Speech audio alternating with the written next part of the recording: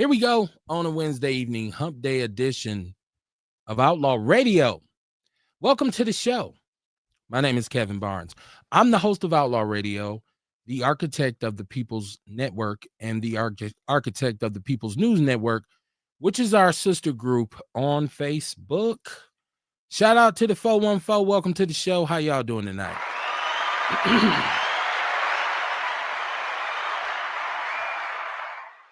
Yes, sir. It's a lot to talk about tonight. As a foundational Black American, I find that there's always something to talk about. And my Outlaw family actually understands that. So shout out to the Outlaw family. If you're tuning in for the first time and you're saying, what is this Outlaw Radio? I've been hearing about this. What is it? It's a platform for foundational Black Americans. And I don't know if you all are up on the delineation movement, but you should be. You should go and research it. You should go and see what it's about. How do you identify as a Black man? How do you identify? Where are you at? Where are you at? How do you feel? In this country right now, politically it's lit. Socially, it's lit. Culturally, it's lit. We're in a situation right now where we have this hyperactive information stream consistently 24 hours a day. Anything you want to know about, ask. If you got Alexa, if you've got I forget the other one, the one we always call on. We don't have Alexa, we have the other one. If you just want to know something, you can Google it, as they say. So, where are you at? Are people choosing sides? I don't know. People have opinions. Obviously, there's 1,000 platforms that you can tune into to hear whatever you want to hear.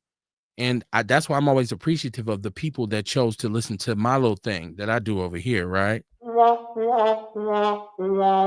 want to say this off top. There's a phone number associated with my show, which is 262-202-5131. 262-202-5131. The chat room always pops. Shout out to Jay in the chat room. Hey, Kevin, you still don't have a radio show like Tory Lowe? ? I don't.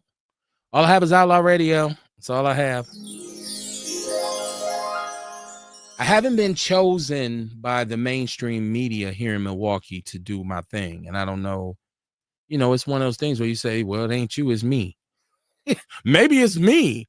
I mean, I'm entirely nonpartisan, so I don't toe any political party lines, whether it be Republican or Democrat. And I'm also, I grew up in the neighborhood. I'm from the Black community. I'm from 17th and Capitol. I'm from the hood here, but I don't put the streets ahead of common sense, or I don't place insanity over logic, right? Like I want to hold on to my integrity as long as I can.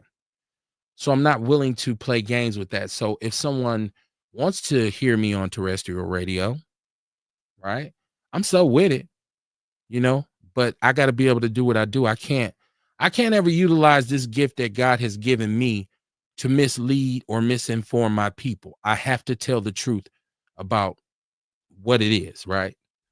Milltown Mikey Davis, he said, what up, Kev? What's up, Mike? How you doing, my brother?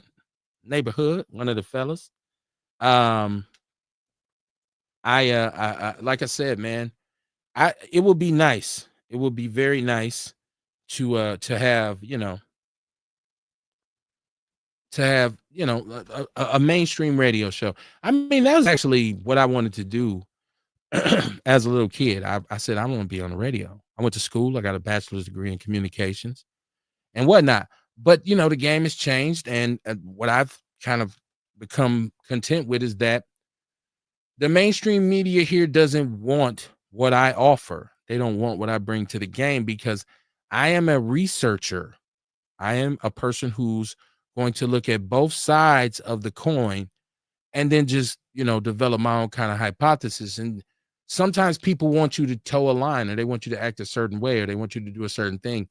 And I'm just not willing to do it. So I live by the faith I live by the faith of God, right? Let me see. Is this an early caller? Are you calling for Outlaw Radio? Who this?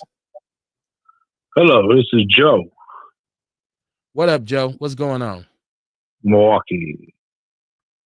What's going on with you, man?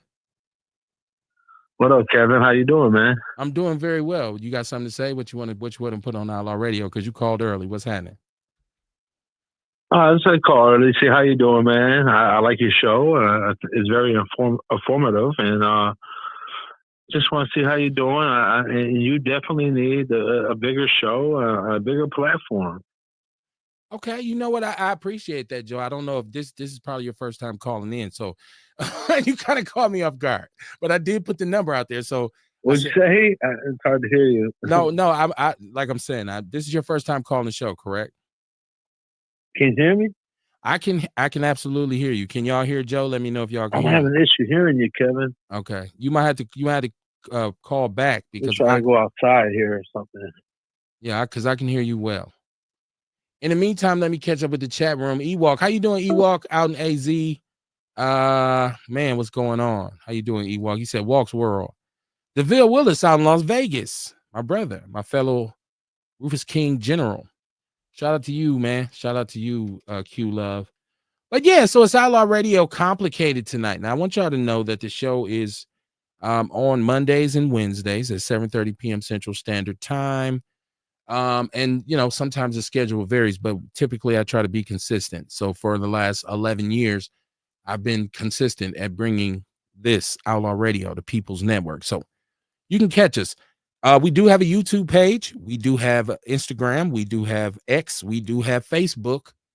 So it's a million different ways, right? But tonight, what's important is that you rock with what we're doing tonight. Tell a friend and tell a friend. Y'all please share the show. Let me do the same. Shout out to Joe. If you can get your phone right, you're welcome to call back. Anybody's welcome to call in, right? Like I encourage that. But yeah, man, I'm so glad to be here. Like I said, it's to live in America as a person of color is a situation in itself. And when you look at our community, I know a lot of people like to think it's just one thing. It's not one thing. It's as they say, a plethora of things. There's a lot of issues in the Black community. And the days of the one man be all end all leader are over because too many people have a voice. So we have to figure out how to develop some sort of constituency to figure out how we combat the issues in our community. And we talk about social, we talk about economic, we talk about cultural, we talk about spiritual, religious, whatever it is, whatever have you. Those all present different kind of situations and circumstances that require thinkers, intellectuals, you know, people who can think outside the box, people who are energized by even the thought that we need change, that kind of spirit, not some corporate placeholder, not some mouthpiece, not some individual who has somebody's hand up his ass telling him or her what to say. And that's what Outlaw Radio is. Ace Cooley in the chat room. How you doing, Ace? He said, what up, brother? How you doing, man? He said, yeah, we do need a real live think tank. You know, what I found is the problem with trying to establish a think tank is you have to kind of vet the candidates. So who's going to be in this think tank? And my thing has always been, if you're going to assemble a think tank, then there has to be individuals who represent different levels. So there has to be a law guy. There has to be a money guy. There has to be a social service guy. There has to be an education guy. You know, and then there has to be a street guy, right? Somebody who's near and dear the action. So that's why I call the show Complicated tonight, because I don't want anybody to think, especially people of color, that our problems are so simple that they could be solved just like that. So like we talk about reparations. I'm so for reparations. If we don't deserve reparations, who deserves it? Stop it. How it's done is the issue. How it can be executed is the issue. And if you get so many of us together Everybody who represents their own individual interests will talk about how it needs to be done. You'll never come to a solution. So that think tank would have to be very selective, and it has to be, the best of the best in terms of what you've done, what you've been involved in, and your perspective. But then we come down to something like Black Boule, right? The talented 10th. And I think that's what the Boule were trying to do when they got together, to say, okay, well, you know what? We ain't gonna worry about telling everybody what we doing. We're just gonna tell the people that should know. But then that turns into elitism, classism. It's complicated. It's complicated. It's complicated. For me to go out on the streets right now, if I had resources that I could just pass to people, young brothers and sisters in the community, elderly people, all the people who make up a community, if I had a bunch of resources that I could just kind of go out and give away, somehow, some way, some other person that looks like me would come up with a reason why what I'm doing is wrong or incorrect. So I'd never really truly have a consensus on anything. That's why I say the lack of solidarity. I hear a lot of people kind of say what's wrong with us. But I'm one of those individuals who says the lack of solidarity is what's wrong with us.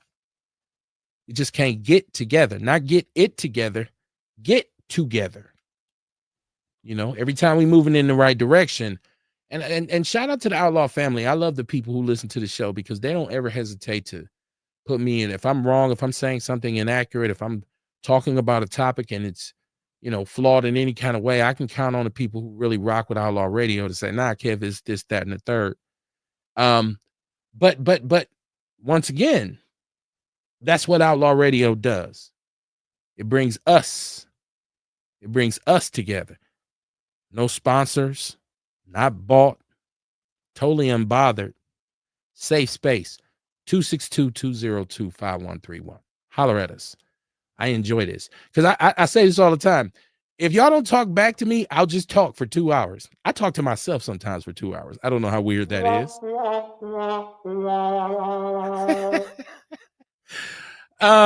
Jaku Hill, I think I'm saying it right.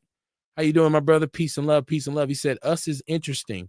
Outside of money, what can we agree we deserve? Ooh, I love it. That's a great question. Well, I just so happen to be what's known today as a delineator.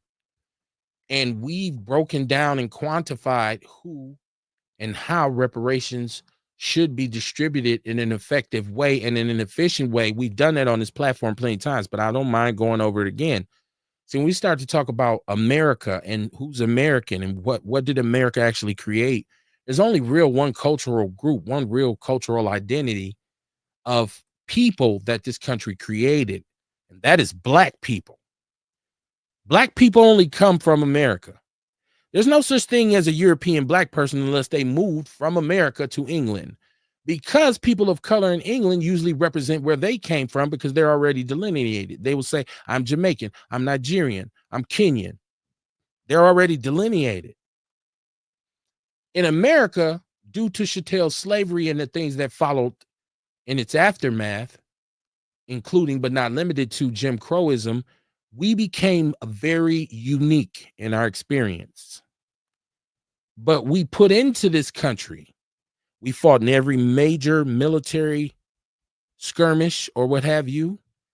In terms of pumping money into the economy, we still to this day are the biggest spenders. Let nobody tell you different. When it comes to optimism for maybe the American dream can work, we are the poster children, because we have nowhere else to go. Why? Because we were brought here and then separated and then marketed and sold. So we were an instantaneous commodity from the first time we came to this country. And America's about free enterprise, right? Capitalism, right?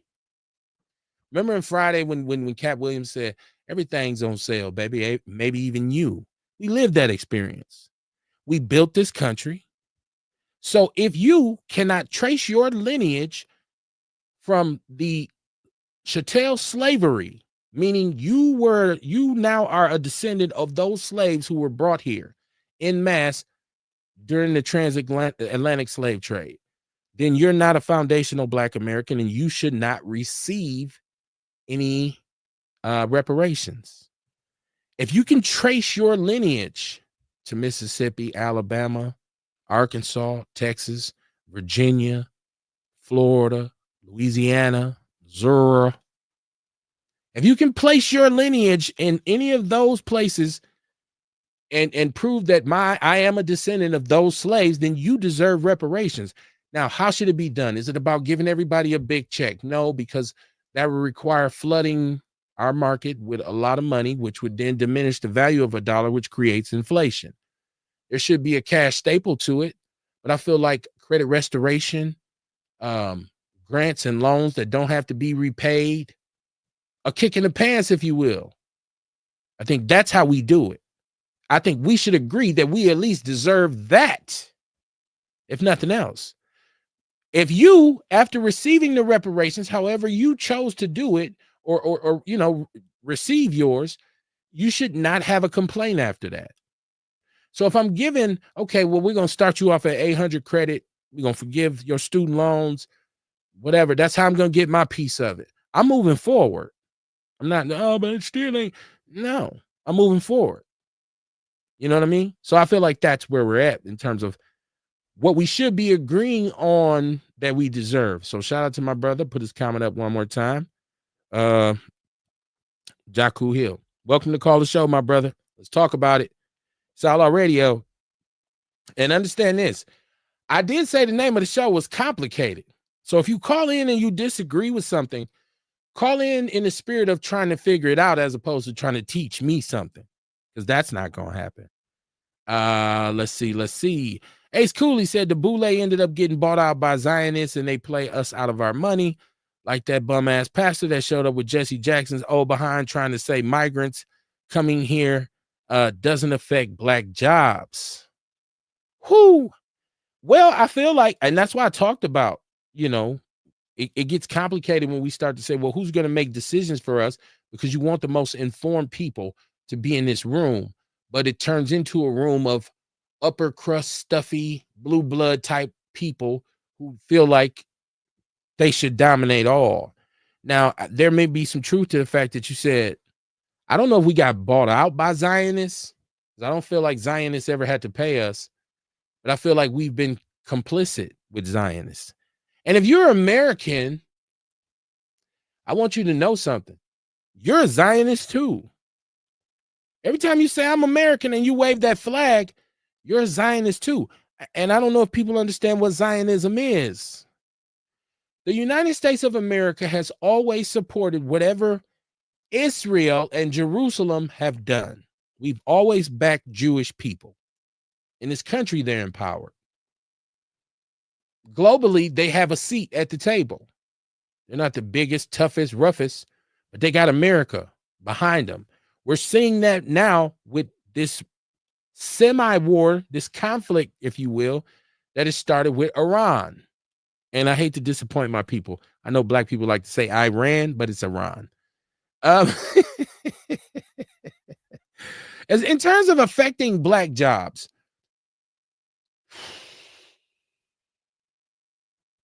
are migrants, illegal immigrants, I shouldn't say migrants, illegal immigrants, are they affecting my job right now? I don't think so, but I'm in a different, not that I'm on a different level, but I'm a Black professional and we have to be compensated. And so I don't know that there's illegal immigrants that are affecting my job so much as there are entitled, privileged white people who are affecting my job. White people who get a chance to have a chance because of what their skin tone is. So I'm not 100% sure that I'm with they're taking our jobs, because I don't hear many brothers say, Kev, I went and applied, man, to pick some oranges, man, and they hired a Mexican dude instead of me. By and large, they're working jobs we don't want. Come on, once again, it's a safe space for conversation and thought. I hope that you can call in and express yourself clearly and be articulate. But let's talk turkey here. Like how are they threatening us? I heard them say, I've heard people say, black people say, they come in our community and overrun us. I live in the most diverse area I've ever lived in my life. And there's Hmongs, there's whites, there's blacks, there's Latinos, and they ain't overrunning shit. They live in their life just like I do every day, taking care of their family, being a piece of the community. I feel the same way. I don't know if they're illegal or not. Welcome to the show, Juice Lady. How you doing tonight? I'm well. I'm doing well. I feel the same way though, but I can see that white folks feel that way. I've talked to a couple white men that I know they've had to go get jobs or change business. I know I've talked to one guy in Texas. Maybe I was out to eat or something, and he used to be in roofing or landscaping, something, but they had better prices, did quicker work, all types of shit. And he was like, yeah, eventually I just have to close my business down. Oh, man. Well, I would tell any white man who said that, I probably would laugh at him and say, if you're white and you're not succeeding, it's your fault. You ain't using your whiteness the right way.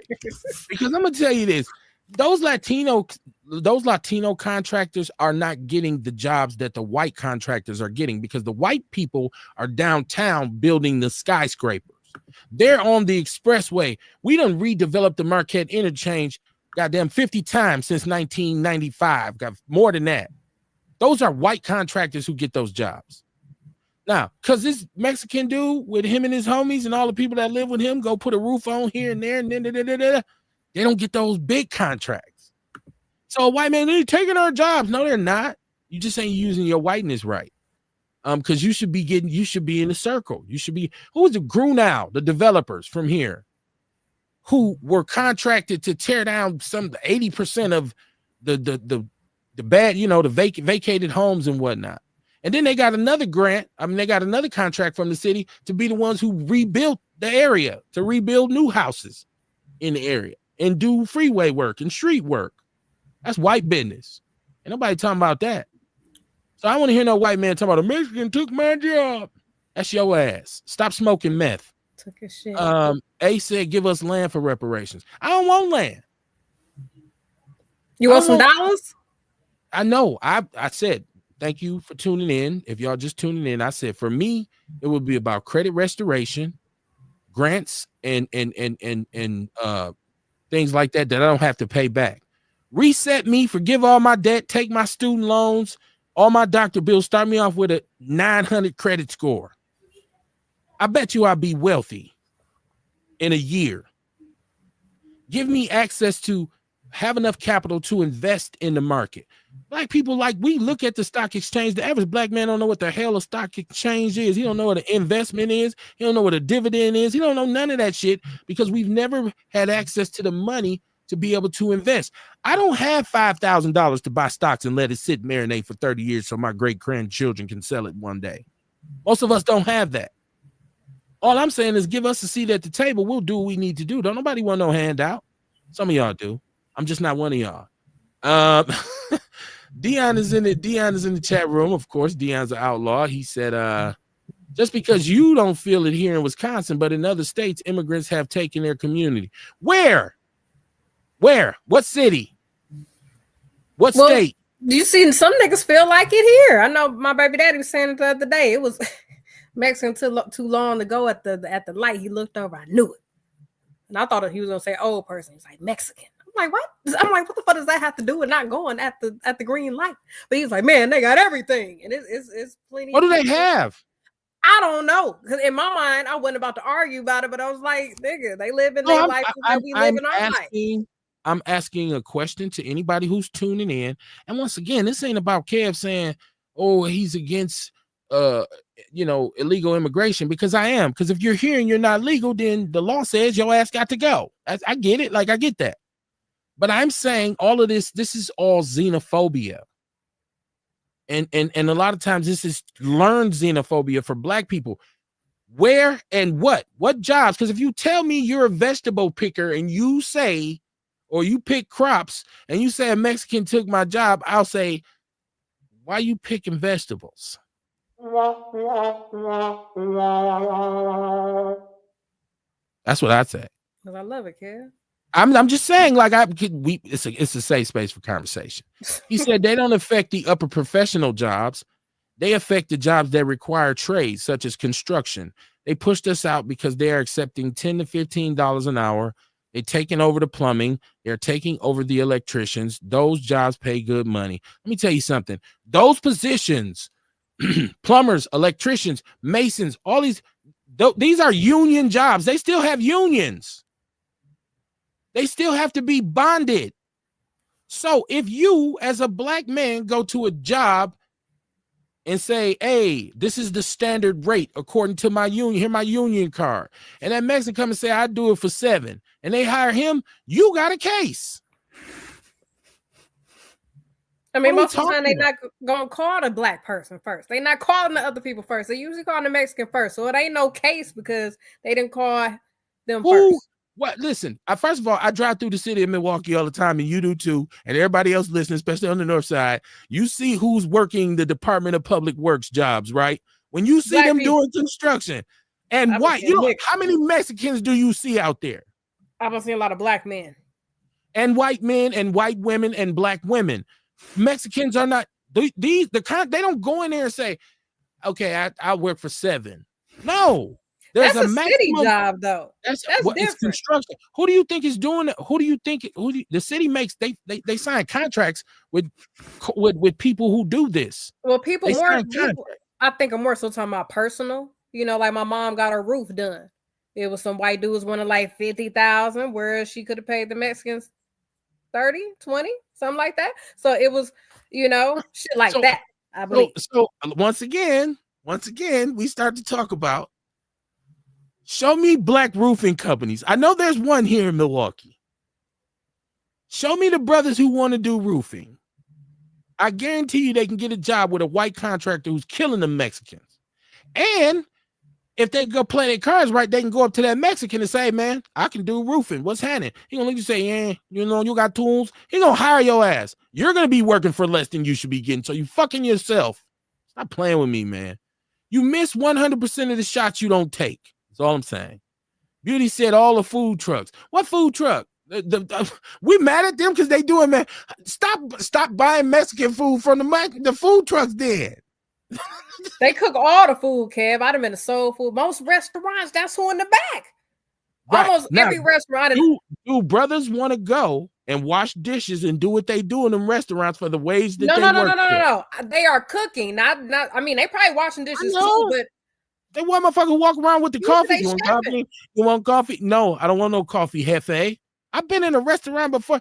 I don't see brothers. Why you keep trying to give them the bottom of the barrel job? I keep telling you, I see them chefing when I look in the back. I went to the spot Onesto, not just raggedy spots. I went to Onesto downtown. I look in the back because I'm at the bar. Is the Mexican in the back cooking? My counter to you would be, how many black chefs do you know? I know a couple, but everybody I know how many? How many? 5. How many are unemployed?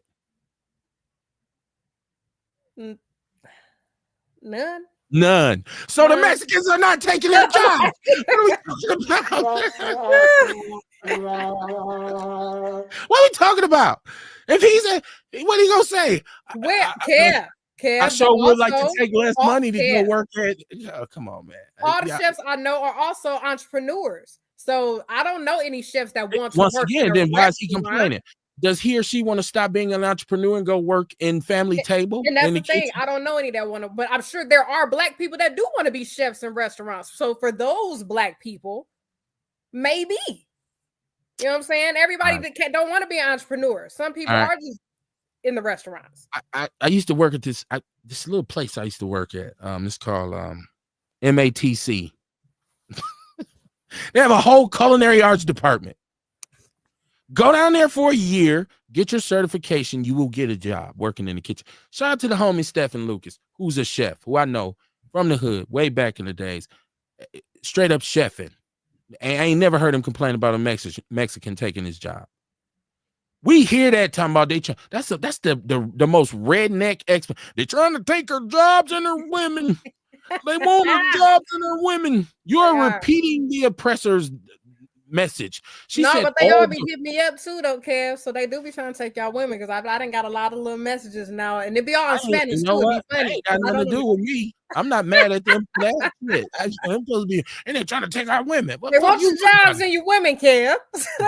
You cool. I don't have a threat on either end. She said they're taking over. Mexicans are taking over. Mexicans are taking over. Sit back on that. And not short order cooks either, Ewok. I mean, I'm sure they're short order cooking as well. Pipe fitters. Once again, these are union jobs. It's your fault if you don't know. If you want to be, I want to be a pipe fitter. That is a union job. If somebody undercuts you for a job and you can prove that with an employer, there's sanctions. She said they have all the flower jobs. Once again, I don't know no brothers who say, "Okay, you know what I really want to do, man? I want to grow flowers." That's the black women, man. It's not what about the women? Okay. That's what the Mexican women are doing, I believe. Taking over the world. Mexicans taking over America. The city hires Mexicans. Of course they do. They hire black people. They hire Asians. They don't hire as much as they hire white people, especially for the higher end jobs, but they hire everybody. The lower the wage, the more diverse it is. I guarantee you. Go to any job. The lower the wage, that's where the diversity at. Goddamn $12 an hour motherfuckers is diverse. Jamaican, black, Puerto Rican, Mexican. Get up into the office. I agree with where the boss is at. Motherfuckers Irish. He said, this is Ace Cooley said, Kev, it's the companies that are exploiting this loophole, and they don't have to give them the benefits because they're not citizens, bro. It's a lot you be missing, man. I asked a specific question. I did not deny at no point that Mexicans are working in this country. That is the argument for this. And even Trump says, hold on, I'm going to chill on the farms and shit and the restaurants. Even Trump said, oh, wait a minute, goddamn it. What am I missing? What I'm missing? The motherfucker who's going after him said, hold on, y'all, leave the farms alone. Right? Leave the restaurant. Oh, shit. Leave that shit alone. Why? Because they're doing something that other people don't want to do. It's just a reality. I know people don't want to accept it. I know brothers who are unemployed right now that ain't worked for years. And if I say, hey, man, I'm in touch with this farmer up north, and because, you know, in Wisconsin, we grow cranberries. A lot of people don't know that. Cranberries is one of our biggest things agriculturally. I say, bro, I know this farmer, man. He got this big old operation up north, man. They growing cranberries. You go up there from August to November and pick them cranberries. You don't look at me like I'm crazy. I'm like, man, what the fuck? Kev, what you talking about, man? I'm not picking no goddamn cranberries. I'm just being real. I started a new job on Monday. I mean, I started this week. I did. They didn't take my job from me. I left one and got another. Woo! You hopping around. Let me hear. Yeah. Congratulations. You know, she said, why are the Mexicans here? Why are the Mexicans? Have you looked at Mexico lately? Why are the Polish people here? Why are Irish people here? Why are Jewish people here? What you mean, why are Mexicans here? What? She said, they just come over and take on all jobs. I have never, and I'm being honest with you, I've never went for a job, and when I look, and if I'm working somewhere and I'm trying to get a promotion, go interview with it was never a Mexican dude like, yes, who got the job. And once again, the jobs that they work, I feel like if you go over here and say, hey, I want to do roofing, and they be like, nah, all you got to do is go to the next. Somebody gonna pick you up. If you stop at the first one, be like, they Mexican. It's on you. That's on you. I'm sorry. He said there's a difference between a chef and a short order cook. Thank you, Ewok. That's why I say I love my. Like I said, they ain't no short order cooks, man. I'm sure there are some, but I've been to restaurants where they are the chef. You know, when I look in the back, I'm like, oh, okay. Yeah. Okay. I mean, is he? But see, even in the kitchen, there's levels. Is he the chief? Is he the top chef? Is he the executive chef? Right. Or is he just on eggs all night? Julio, get them eggs. See? You don't win the bathroom while Julio pissing like, oh, he a chef. No, Julio just do eggs. I'm just my God. Thank you, Ewok. Oh, Kev, I'm also the manager over some white folks. Okay. We'll see how long that lasts. Don't First be time acting you like that. No, because look, hold on now. Look, because there's levels to it. So I'm the manager over some white folks, but then it's a white chick over me, but I see she got a black husband, but then over her, it's another black woman over her. You know what I'm saying? I'm like, okay, then. Yeah. shit complicated. The first time you do this, you're going to be, damn, I'm not. Trev, I done thought about it. I said, Courtney, have your attitude right here. Don't right. you? Got to get You corporate. see me post that video, how to be nice. Nope. There you go. Already started. There you go. She said they should raise the minimum wage. They should. There's no, I ain't disagreeing with that. Of course. Yeah, they should. Dion said immigrants are not only Latinos, there's Indian migrants, African, Haitian, Jamaicans, and etc. I think I just said Latinos though. Well, she just said, why are they here? I just said, why are these? I just mentioned all those people. Why are they here? Like I don't, you know what I'm saying? Like, yeah, I mean, we know it's a bunch of different people here. America is known as the melting pot. That's what it's supposed to be called, right? But it's only the Latinos and Mexicans getting locked up right now, snatched she up. Said, are they in our black culture? They don't really mess with us. Black people say that's why we don't support them when they marching, because they have solidarity in their communities. They do. They don't. If we had solidarity, we wouldn't mess with them. We are the only group that want to be friends with everybody. Hey, come on, here go my culture. Here go my food. Come to our cookout. That dance with me. We're the only. Right? Everybody else be like, fuck y'all. We doing us. And then as soon as the delineation movement comes and we say, let's self-identify, this is who we are, you got a bunch of niggas saying, I ain't with that shit. What are you with then? What you want? Nigga, what do you want? Right? All I hear is a lot of people regurgitating shit they've heard on the internet. Motherfucker go read one book and lives off that shit for the rest of his life. According to Dr. Funfuki Ajamahuku, man, I don't want to hear that shit, man. I don't want to hear it. I don't want to hear it.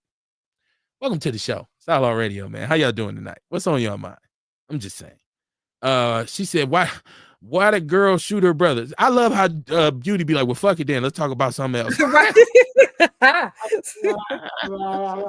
the girl shoot her? I heard about that. Or I think I heard something like that today. Unfortunately, though, Beauty, like I always tell you, you're not the host of the show, so you don't get to pick what we talk about next. I do. And what I wanted to talk about is this war with Israel and Iran. And like why is this conflict going on? For me, I listen to what people say, and there's always people who want to tell you historically what's going on with the so-called Middle East. But the bottom line is Israel feels threatened, and they feel like Iran has nuclear weapons. Allegedly, supposedly, Iran does not have nuclear weapons. Now, I watched Jon Stewart. I'm so glad that Stewart came back to the Daily Show and we got rid of Trevor Noah. I never thought Trevor Noah was funny.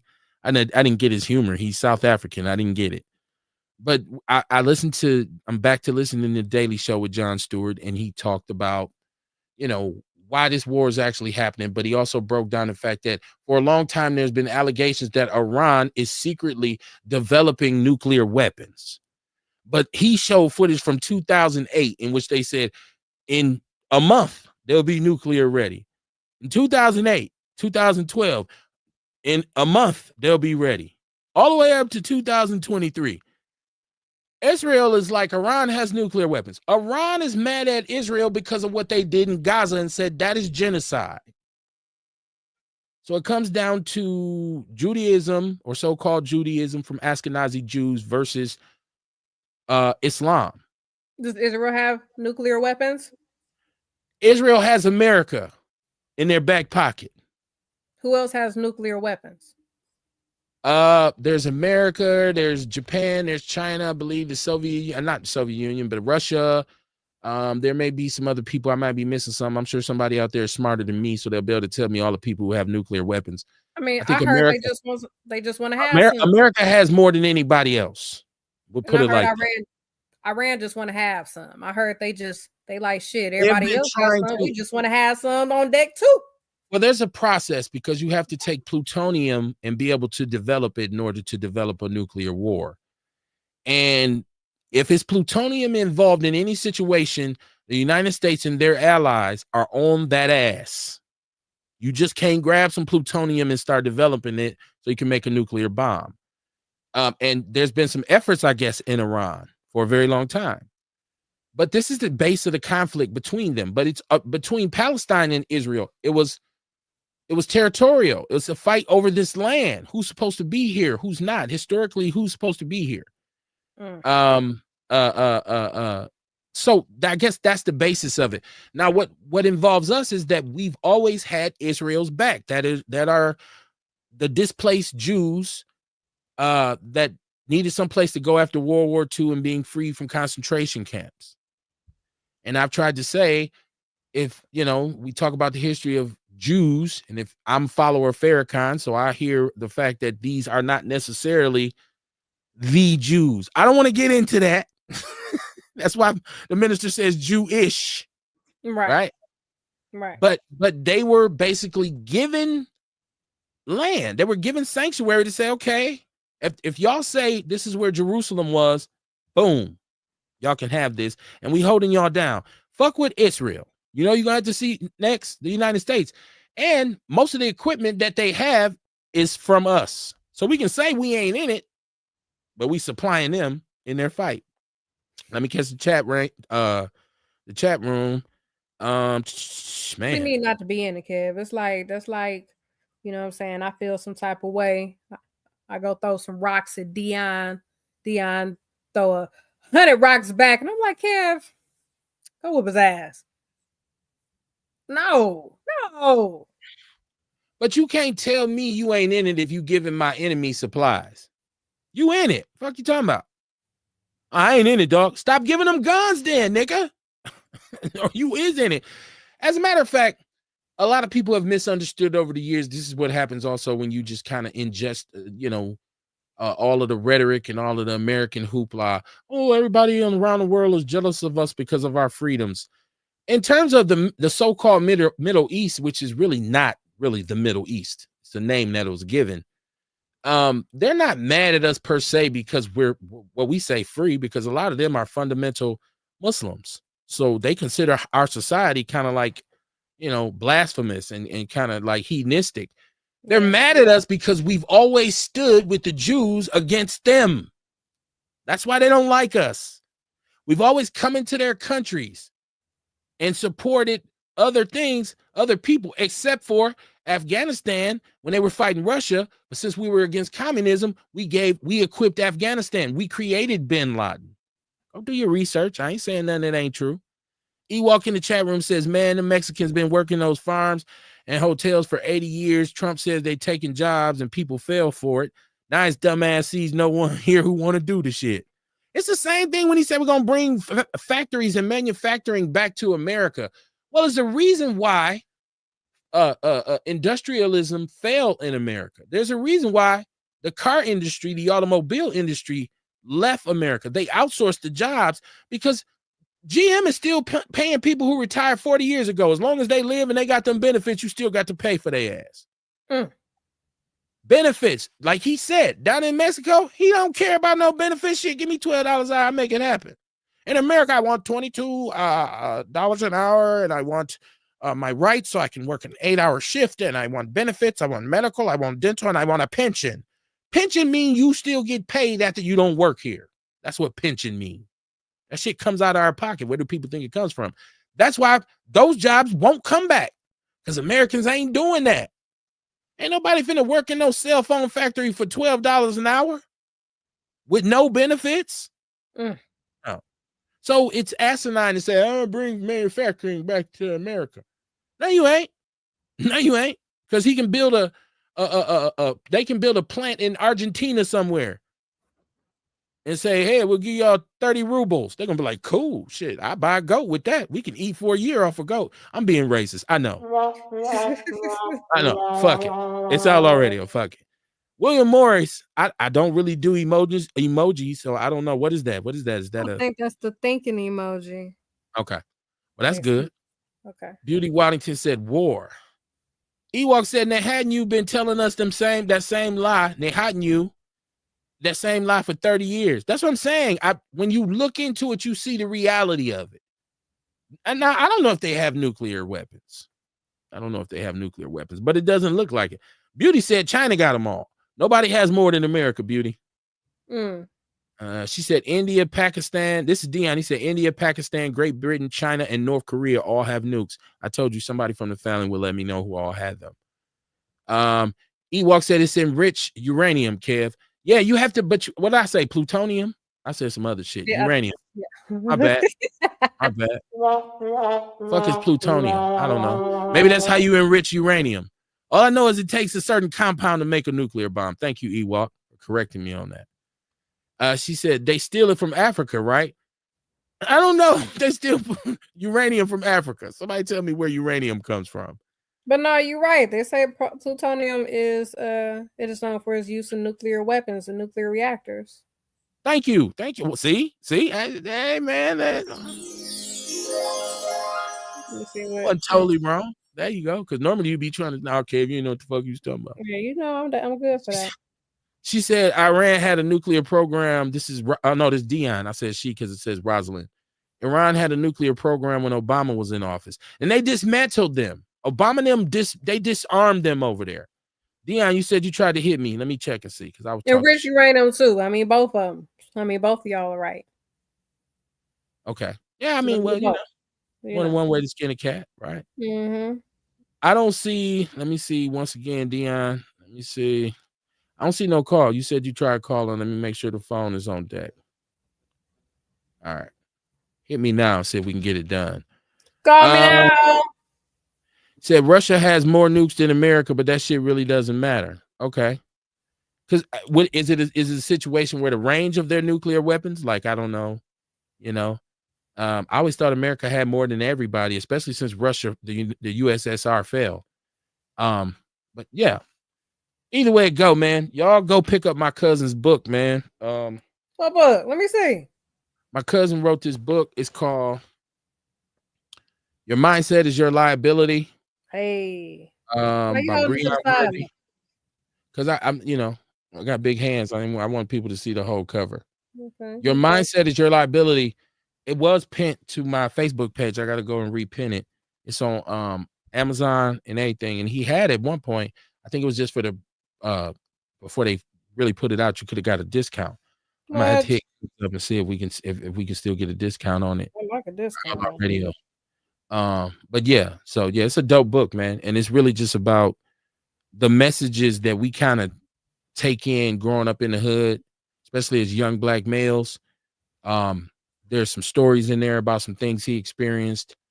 But the whole point of the book is, you know, you are only as limited as you believe yourself to be.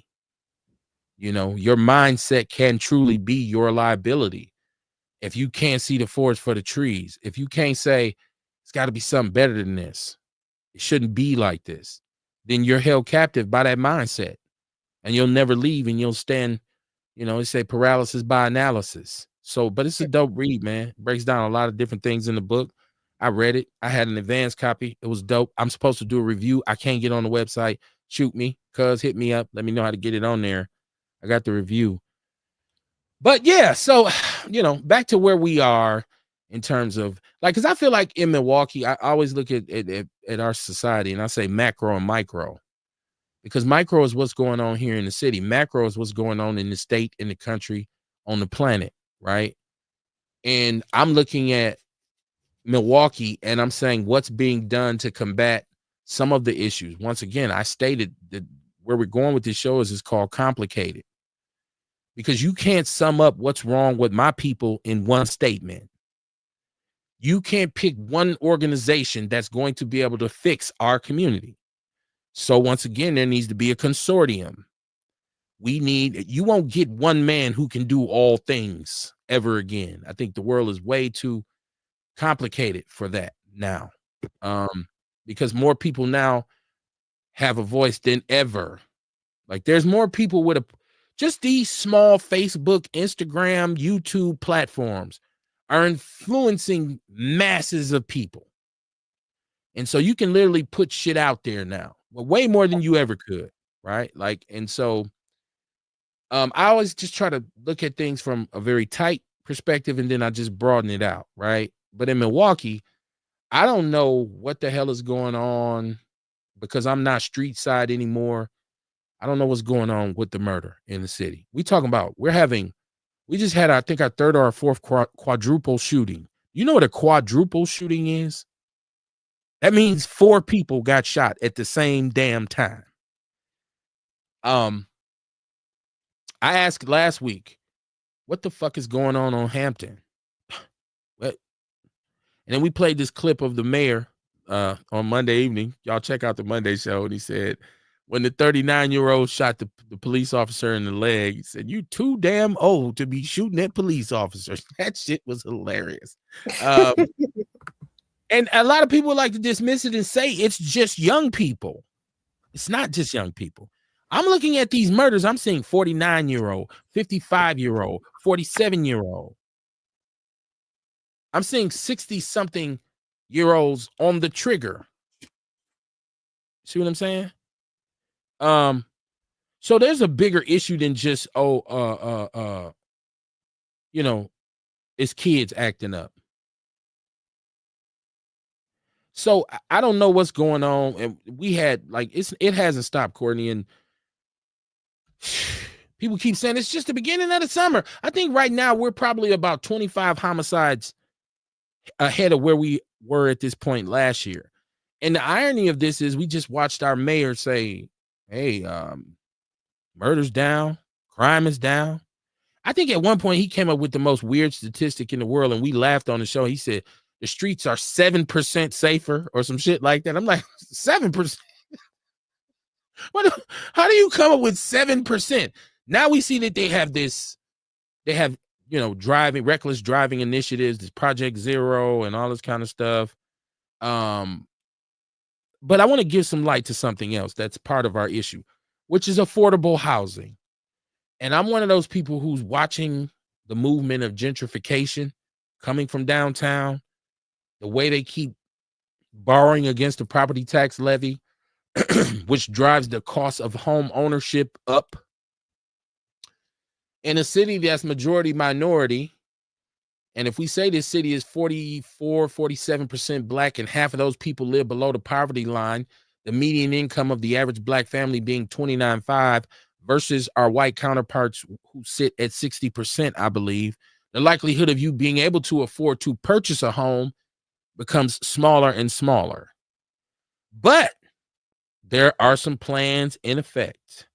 In Metcalf Park, there are homes being renovated, vacant homes that have sat and the city has foreclosed because of taxes. And there's King Park, where they are constructing homes and making them affordable or accessible to people who are considered poor. I'm gonna say poor. They'll say impoverished. But the trick to this is so these companies are getting grants. They're building these homes, but then the people who take the home, who live in the home, they have the option because they can lease the home for a certain amount of years and then own the home.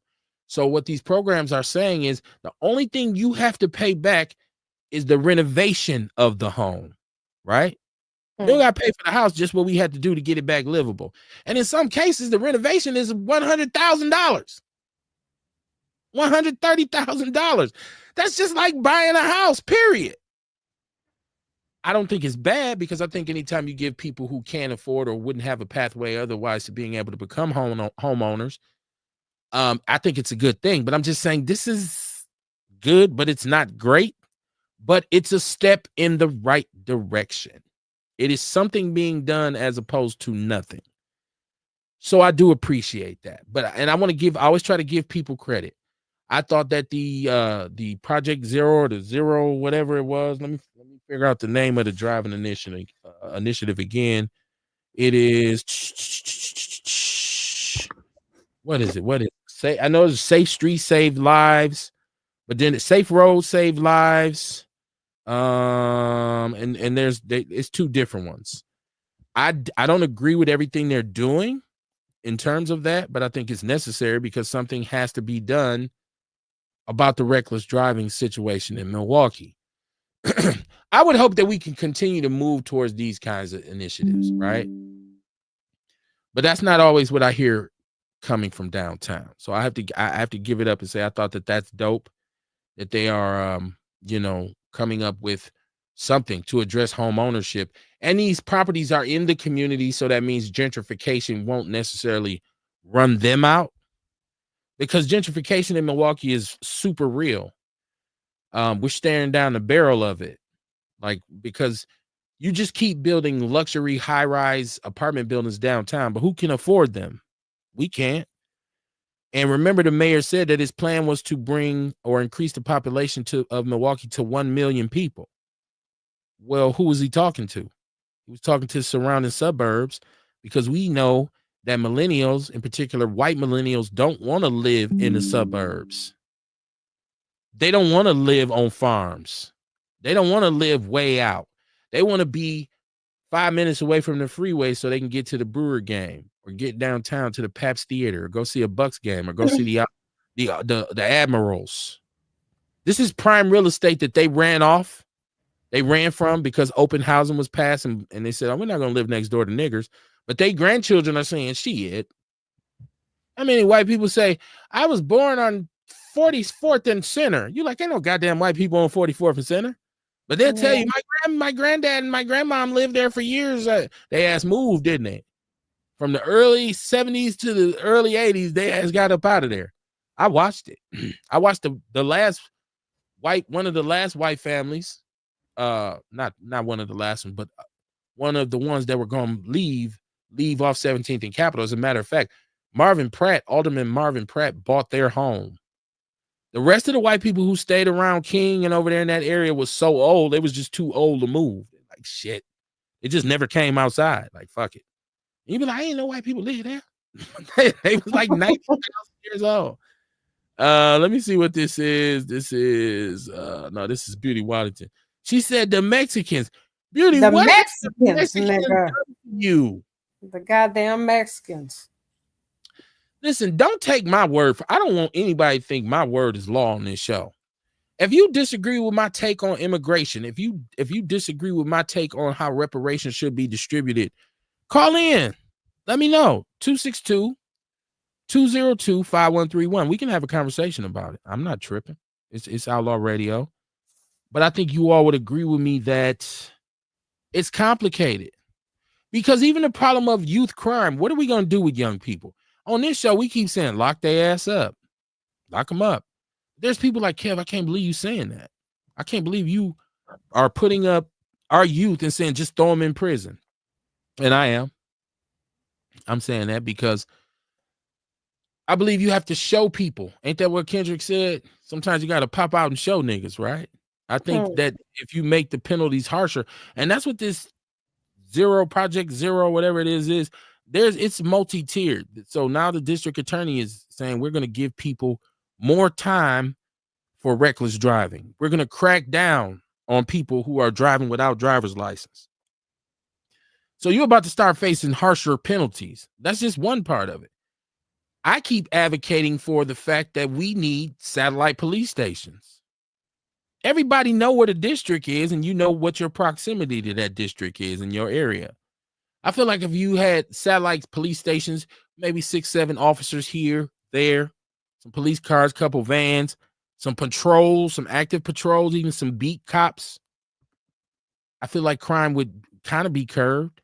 People say, hell no, I don't want police all over my neighborhood because we don't want our communities to be over police. Well, if you don't want your community to be over police, then we got to deal with the motherfuckers who are the cause of it.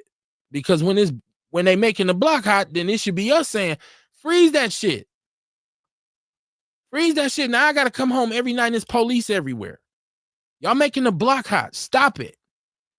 Get your damn kids. A lot of people would say.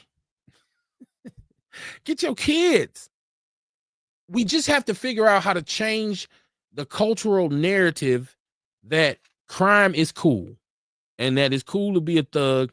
It's cool to be some kind of outlaw. We got to change the music and TV then. I was talking to my children about this yesterday. And I mean, you don't hear that shit in white music. You don't really see that in white movies. The type of movies they have are the comedies and white comedies and comedy, com dramas. What is that? Rom-com, whatever. I romance think drama you do comedy. though. I grew up watching cowboy movies. All they did was shoot the shit out of each other. I Cowboy watched movies, but you Dirty don't see Harry. white boys out here cowboying. But when it comes to us, the shit we see, the shit we listen to, for some reason, we got to go do it. You know what I'm saying? When you hear their music, it ain't bitches and hoes and shit. They might listen to our shit, but they're not emulating it. Whereas we they're do. listening to speed metal and devil worship and rock and roll. That's not what the fuck they be listening to, kid. They be listening to Taylor Swift and shit like that. You think all white people listen to Taylor Swift? Not all Are you of them. serious? Not Of course all not. of them. That's pop Not music. all of There's them. a lot of white boys who listen to hard rock, right? But some That's of all them they listen to. crazy. They be crazy in their own way. No, and then outlaw country music is the same shit as gangster rap. Like you listen to most country music is super rebellious. Are those the ones that's probably killing niggas in the backwoods? They when might niggas be go missing? killing Probably. each other. I don't ever want to paint the picture that white people don't have issues and that their community, because I guarantee if you take a bunch of poor white people and box them in and put them in the same area, it's gonna be crime. That's where you get trailer parks from. That's where you get meth labs from. So there's a fallacy that white people do everything right. I made a point the other night. Satan was the music director of heaven. Music is all you can. Yeah, music puts you in it can be very poisonous. It can be very influence. It can create a lot of influence, I should say. And movies as well. I do think you find what you look for, right? So when I tune in to Tubi, I know what kind of movie I'm going to see. I ain't going to see the Coretta Scott King story. I'm going to see a movie about some strippers in Detroit that's messing with some drugs, some dope dealers. What we look for is what we find. I guess that's what I'm saying. Because there's some options. I mean, that's not what I look for though. But I'm just saying, from the options that are there, a lot of the shit that black people are watching, it'd be that. I mean, but when I compare it to other movies, I don't see the type of shit we have. I don't see a lot of Arab Bollywood movies like that, since we just say white people. I don't see a lot of Asian movies like that. The type of shit that we talk about, and well, what kind of music is different, because they definitely got some trap Asian and trap, all of that. But movies, the imagery, I don't know.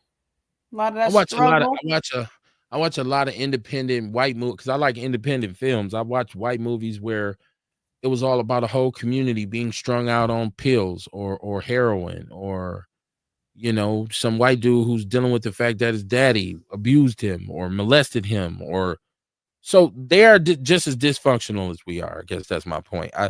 Ours is always on black people, and I said Bollywood. See, you went back to white people. Who the hell watches people this time?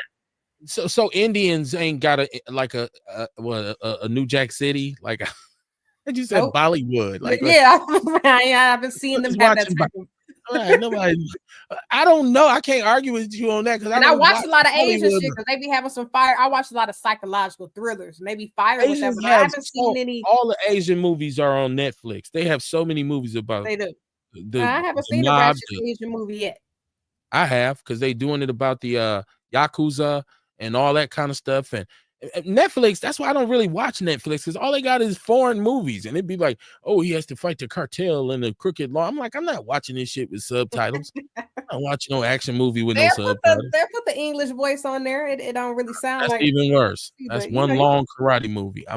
My point is all of the pop culture is disposable information, and if you base your perception and your reality on that, you're going to be misinformed. But it's not just black music. Even pop music for white people is, look at some of the shit they're not selling all positivity in pop music. They're just putting a bow tie on it.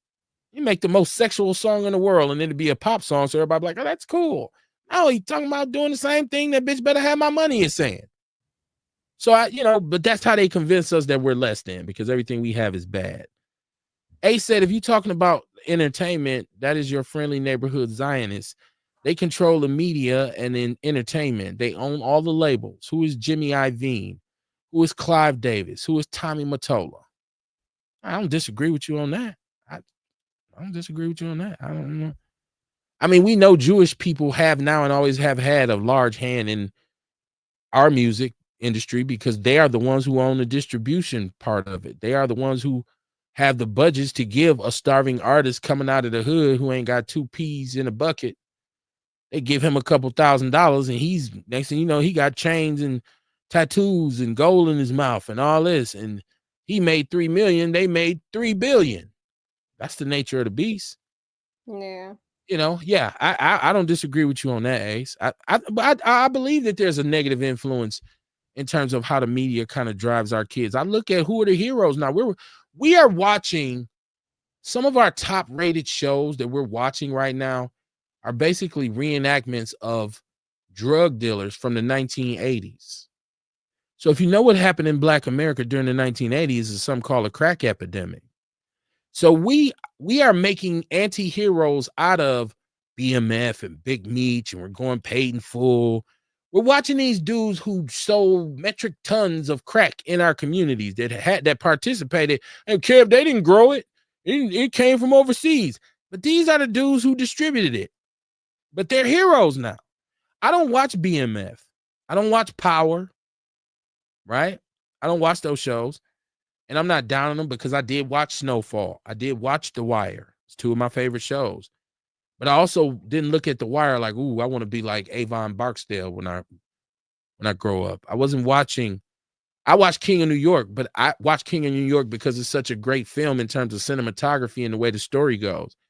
But these dudes now, youngsters are watching Big Meech and watching all these shows saying, I want to do that. And I think it's not realistic for them to follow in those footsteps. I'm always listening to the songs, the music that my son is listening to. And I think it's crazy because I've been hearing some songs he's listening to and I'm looking at him like, do you really understand what they're saying on this song? I don't know if he's just at the point where he's on the beats or if he's really, because this ain't your life. This ain't that dude who's talking. It's not your life. So yeah, those images and those messages are there. But I always say this because once again, another complicated issue is Milwaukee Public Schools. And we want to say money, money, money. Money's been misappropriated. Money's been misplaced. But we have a 50% truancy rate. So it doesn't matter if I build this brand new shiny building that's lead water free, lead paint free, and I put these teachers who are the best of the best into the building. If 50% of the kids aren't there, that's a whole different issue. Now this shit gets complicated because I got to say to people, why aren't your children in school? I don't know. I got 4 kids. I have to work 2 jobs. I'm rarely at home. I expect him to do what he's supposed to do. He's not. She's not. They going to school acting the ass. And then a lot of these parents that ain't doing shit like want to come up to the school and whip the teacher ass. One of the funniest things I used to encounter when I taught school was when somebody would come to see me about their child. And the first thing they say when they walk on my door is, are you Mr. Barnes? Yeah, I'm Mr. Barnes. Yeah, I need to talk to you. I got to tell you something, or let me tell you something. I used to stop the shit right there. Like, hold on. First of all, I ain't going to be no telling Mr. Barnes nothing. We're going to sit down and communicate like 2 adults with your child's best interests at heart. So you ain't checking me and I ain't checking you. You can put that, if that's what you want to do, you might as well leave now. You're not going to win. Now, you want to talk about your child? You want to talk about what he or she told you? Okay, let's talk about it. Well, how is he flunking? Here go my grade book. See these zeros? Them is assignments. See these low scores? Them is test scores. Here's a copy of the write-up from last week. Here's how many times I've tried to call you. Couldn't catch up, couldn't get in touch with you. Now let's talk about what we're going to do. Let's come up with a plan to help your child. That's where I was at when I was teaching. Let me see. This is Ace. He said, remember Suge Knight, Irv Gotti, and the brother that owns Jay Prince tried to get our own. Who owns Jay Prince? You mean Jay Prince who owns Rap A Lot? Dion, you saying you calling? I don't see you on the log at all. I don't see a call from you, my brother. So if you're trying to call, y'all hit me now. You said who owns Jay Prince? The brother that owns Jay Prince. He said they tried to get our own distribution, but the Zionists used Puffy and Jay-Z to block the progress that they were moving. Okay. I hear some people say Suge Knight went to the feds on them when they were trying to come up with that. I mean, I don't know. They were trying to form a company at one time, trying to get their own distribution center. You know what? I don't disagree. They probably did. They probably, somebody probably came in and threw a monkey wrench in the plans, but that's big. That's expected to happen. That's big business. And if we're going to talk about like how the industry has controlled our messages, we know that hip hop is sold. Hip hop is bought and sold at this point. We know that. You just look at the message conveyed. The messages now that come out, it doesn't even represent real creativity. A lot of it's just music by numbers. So yeah, we know that. There's some real music out there. I think you just have to go and dig for it. And there's some underground rap that's really shaking. You just got to go find it. That's what it comes down to. But I do remember that when Jay Prince and Irv and Suge were supposedly going to start their own company. Or did they say Puffy went to the feds? Okay, this not Suge, but Puffy went to the feds and told what was going on, so they kind of threw a monkey wrench in it. That's pretty sad.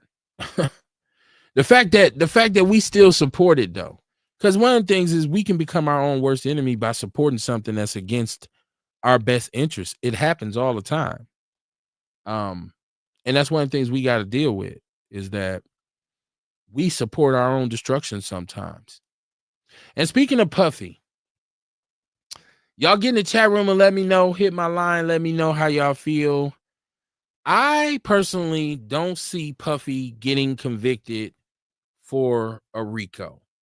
I'm sure Puffy's going to be convicted for something. I don't believe I don't see the evidence of him.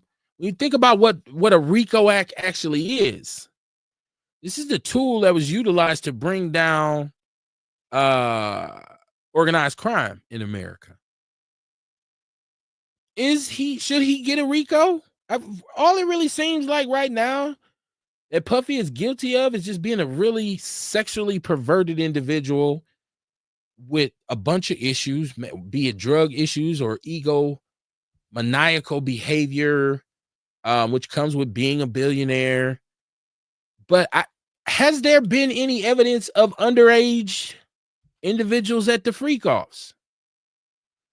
These witnesses that they brought in this case were supposed to come and give evidence of him running this RICO.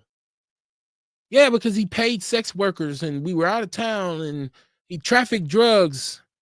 Well, when you get a lot of people saying, yeah, I participated in the freak-offs and I actually used to set some of them up.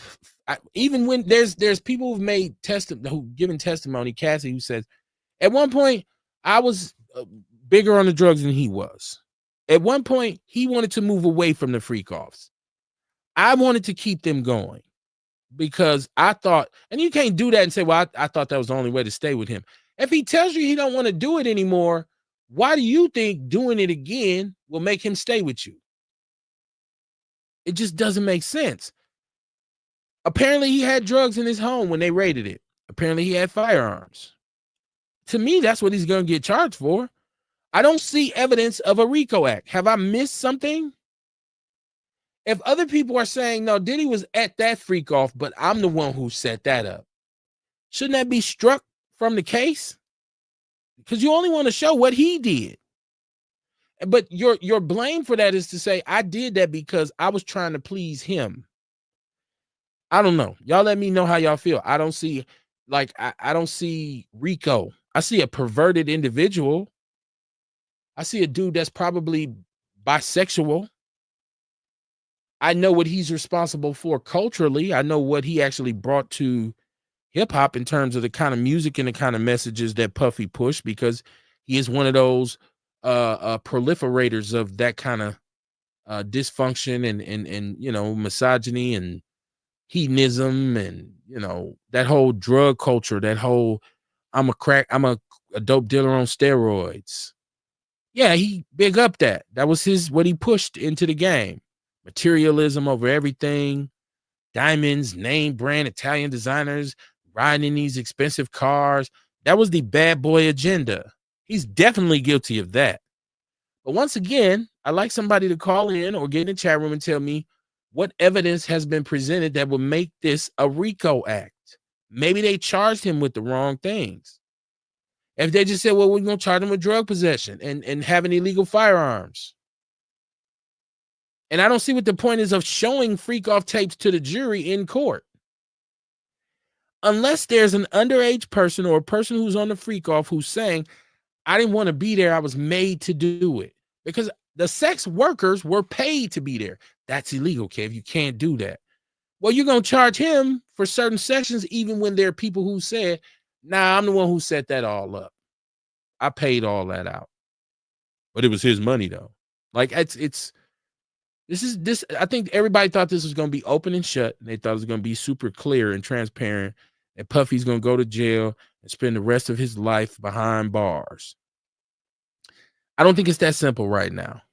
I think that he still may go to jail. I don't think he'll be in jail for the rest of his life. And if he's convicted of RICO, I think he's got a damn good chance to appeal it. I just don't see RICO. I don't see it. Because normally when you had like John Gotti and all these people who are, doing RICOs, that's what they're going to court for. That's what they're on trial for.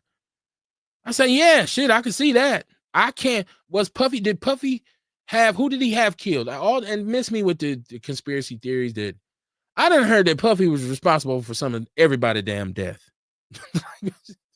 Oh, he the one who had Tupac killed, right? He had all the rappers on his label killed. I don't know. To me, once they said he let somebody skeet on his girl and he rubbed it on himself, I was already like, nah, man, I'm not riding with you. You are guilty of something, of being nasty. But that's not a RICO act. Is it illegal to be a freak? A nasty freak? You can't now say, well, he's bisexual and he engaged in gay activities, so he needs to go to prison. And that would mean a lot of people need to be in prison. Is he on the same level as Harvey Weinstein? Right? Is he on the same level as Epstein? I don't think so. Remember, Epstein didn't make it to trial. That's how many important people he had the books on. Puffy's still going back and forth to court. I just, I call a spade a spade. If the drugs and if you're not going to charge him for what we saw on the videotape with what he did to Cassie, which is also confusing because he actually paid her millions of dollars for this. So now was she given immunity to come back and try to assist in some kind of prosecution of him?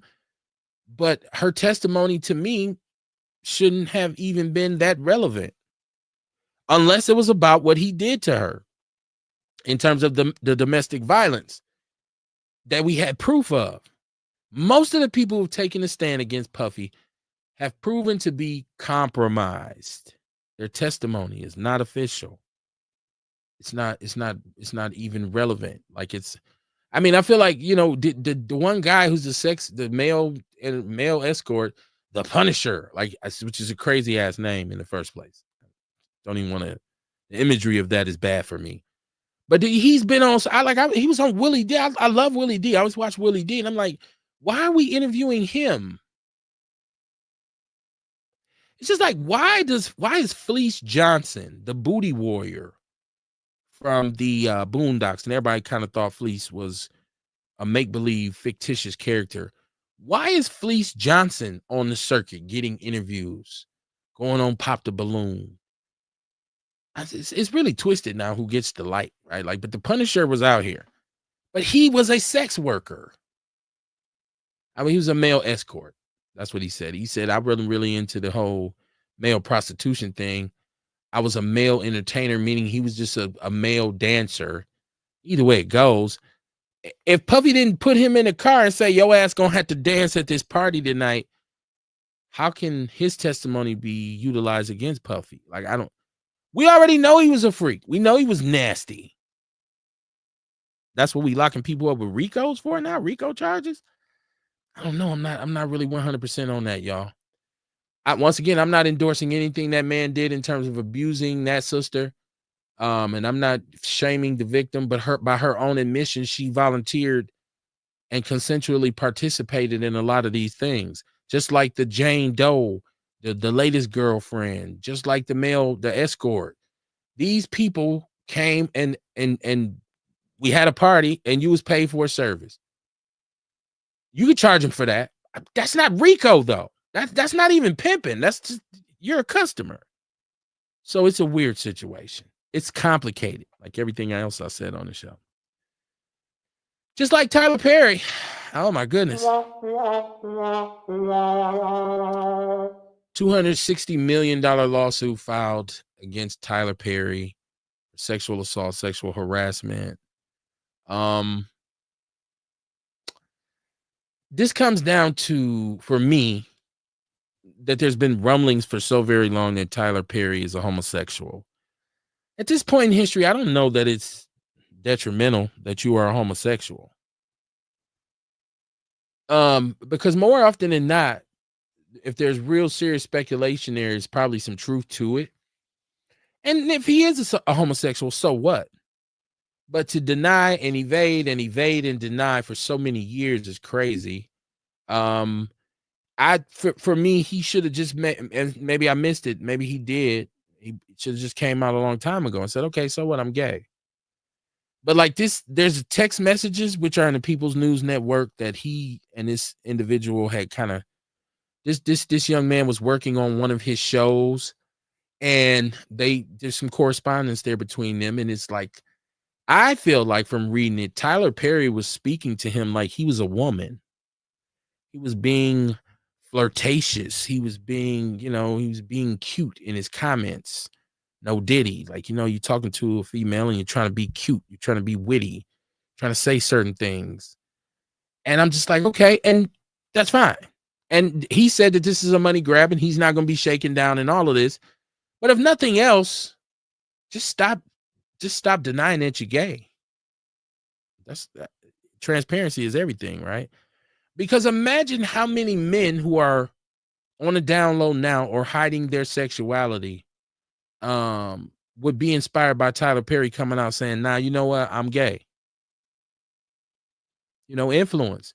You're already a big influence for a lot of homosexual men, as well as a lot of women, because Tyler Perry has naturally taken up the fight for Black women, which somebody should have.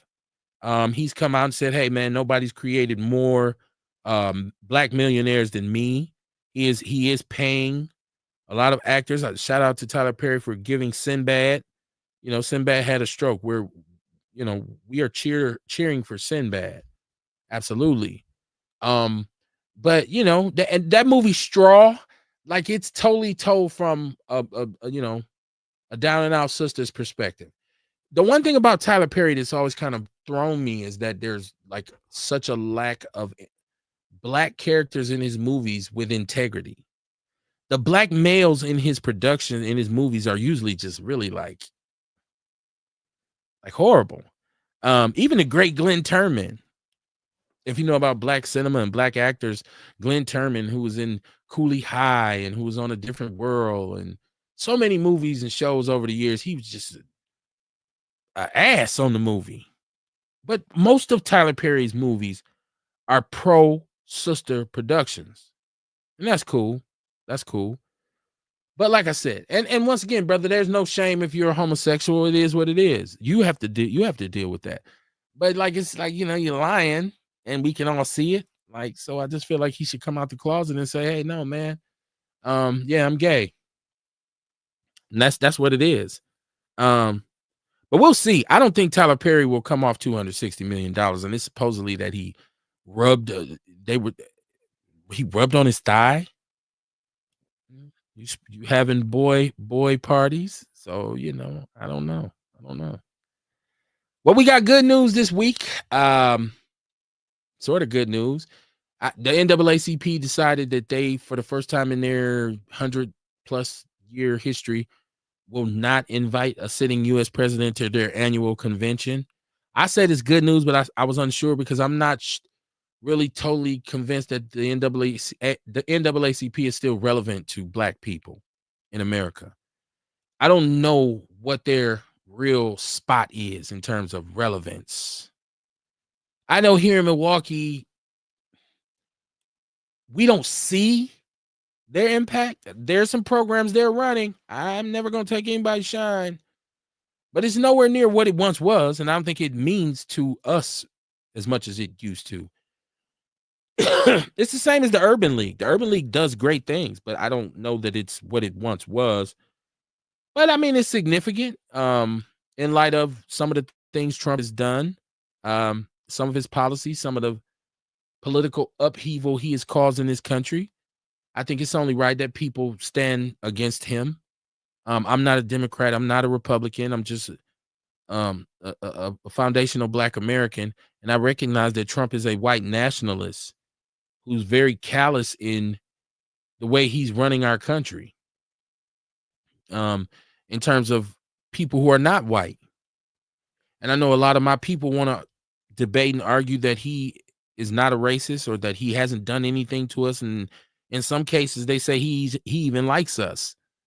I don't believe that to be true. I don't think there's any group of people in this country that Trump values more than white people, but not poor white people, and he's stroking his ego. He's a man who's probably at the end of his existence, and he's stroking his ego, and he's doing it on our dime. So, and everybody's divided, and there needs to be we see now that anybody who we elect to any position of power and authority, we need to create some new kind of checks and balances for them. We should just be focused on not ever repeating this Trump mistake ever again. And once again, it's not about the policies, because there's, some callousness with his policies, but it's just that white nationalist mentality that he brings. You see that the shooter in Minnesota who assassinated a state rep and shot a senator, I believe, and his wife, who has been apprehended since, he supposedly or allegedly had a kill list, which included some politicians from Milwaukee, Tammy Baldwin, Gwen Moore, and somebody else. So he was going after Democrats, I guess. Political parties are not serious enough for us to be shooting each other over. Come on, really? That's where we at? A donkey or elephant? The purpose of an election is for people to get mobilized and polarized and support their chosen candidate, right? And I know, I'm not naive. I know politics is the dirtiest game, and for years and years, this has kind of been happening. But I'm just saying, there's so much madness that you see. You see, I've said this: Trump puts a battery in the back of white people, and rightfully so. He's a white nationalist. I understand it, but I just feel like for him to operate as a white nationalist in this day and time is so out of line, because right now what we know is that America's great when everybody's included, right? America was not at its best when white people were running everything. Diversity and equality are the best two things that ever could happen to America, and they always will be. So anytime you say, well, no, we got to make America great again, that just means, like, let's just put white people back in charge again. That's Trump's intention. Dion, I finally got you through. What's going on, man? Oh, nothing much, man. But I was just sitting here listening to you about the Tyler Perry thing, and I agree with you on that. You know what I'm saying? And I also, I mean, when I was thinking this the other day, I also agree with what you said.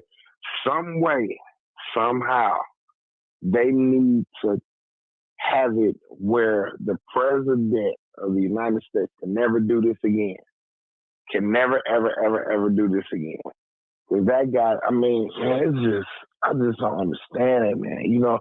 I don't even understand how a sane person to sit up there behind him and just allow this foolery just to go on, just to hear him talk. You know what I'm saying? And it's not gonna be in the long. I don't know what type of vision they have. You know what I'm saying? Is it short term or what? But whatever they're trying to do is not gonna be in the benefit of the country. We already pulled apart, and all it's gonna do is just make us further pulled apart and destroy the country, regardless of what people think or not. You know what I'm saying? Like, I just don't understand it though. But whatever happens, hopefully that, like you said, it needs to be some checks and balances. So a president can never have this type of, can't even go through that no more ever. And we're not going to say power because he don't, but he's blatantly defined the courts and judicial system. You feel what I'm saying? And the senators that's behind him and the Democrats had the majority. It's just all messed up, man. You know what I'm saying? It's really messed up. You know. Hello, kid.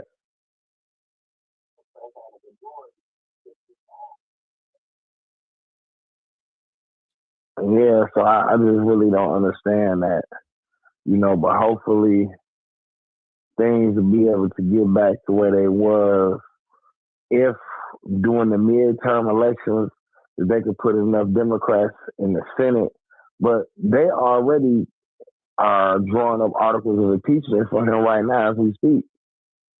You know, so I don't know, man. It's just so, when you just sit back and look at him day in after day out, go up there and spew those lies, you know, but this is what America wants. And if this is what America wants, this is what America's going to get. And, you know, it's going to be sad to say that the country is going to go down a rabbit hole. You know, I don't want to say the S word, but that's what it's going to do. It's going to go to hell in a handbasket, as they say. You know what I'm saying? Well, once again, people kept talking about civil war, and we have stated on our platform that we didn't believe it would necessarily be a civil war in terms of everybody against everybody. It would be whites against whites. But we also learned very quickly with what happened in Los Angeles that Trump was ready, willing, and able to turn the United States military against his own people. He didn't, and he overstepped his boundaries in even, you know, deploying the National Guard and this kind of thing. So he was quick to say, no, let's show these motherfuckers that if you act up, you will get dealt with, right?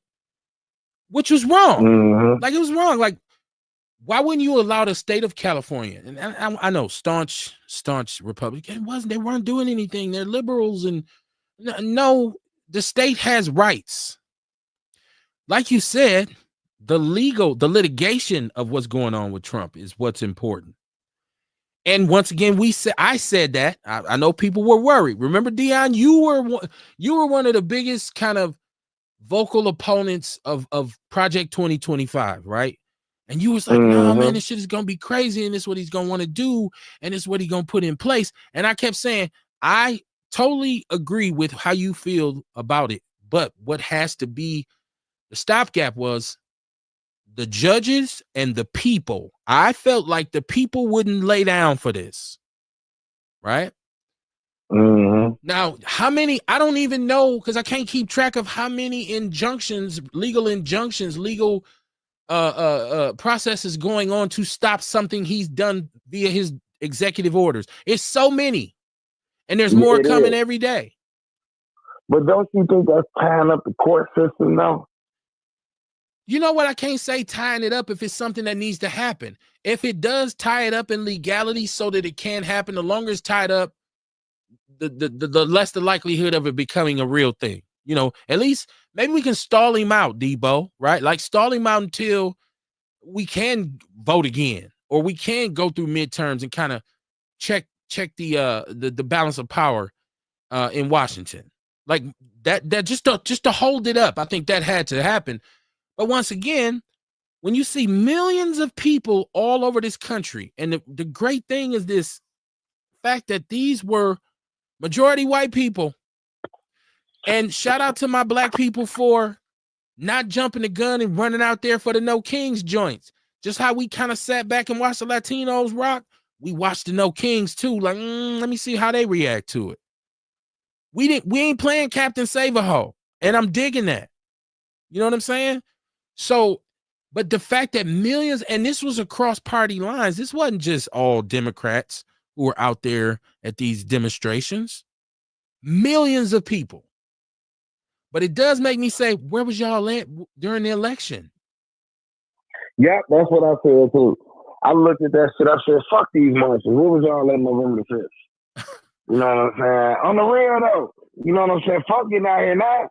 Yeah. You know what I'm saying? Y'all goofy ass. Oh, he's not gonna be that bad. Oh, he was the like. Why would y'all even take that chance? Like, why would y'all even take that chance again with him?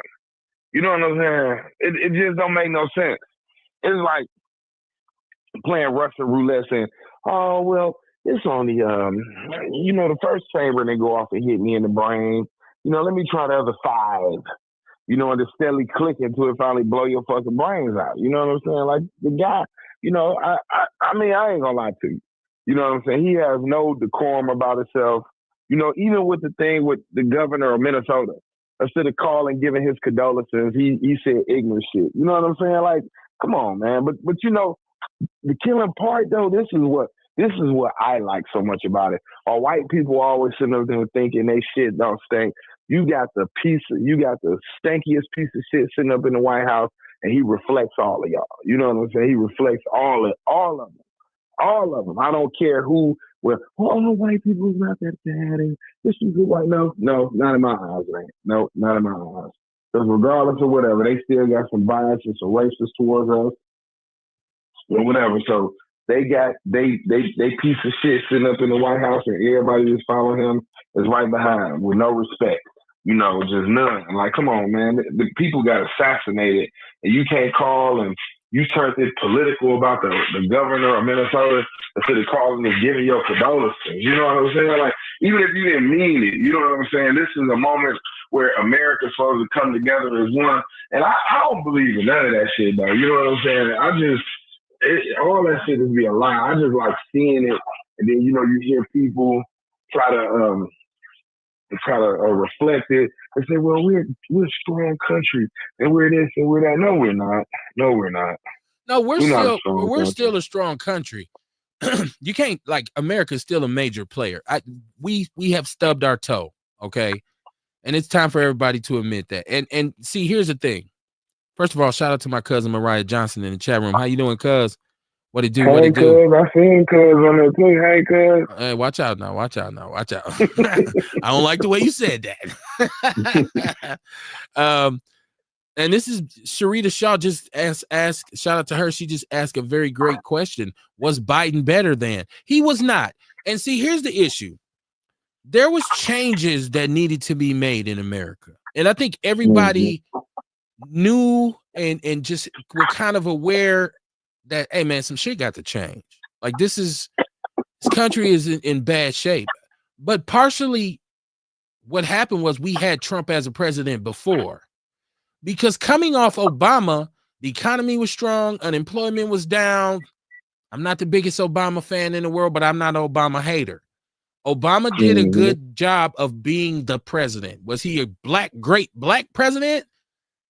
Not necessarily. It wasn't really about us with him, which is sad because he happened to be a black man, not a foundational black man, but a black man nonetheless. And then we got Trump, and it just went boop.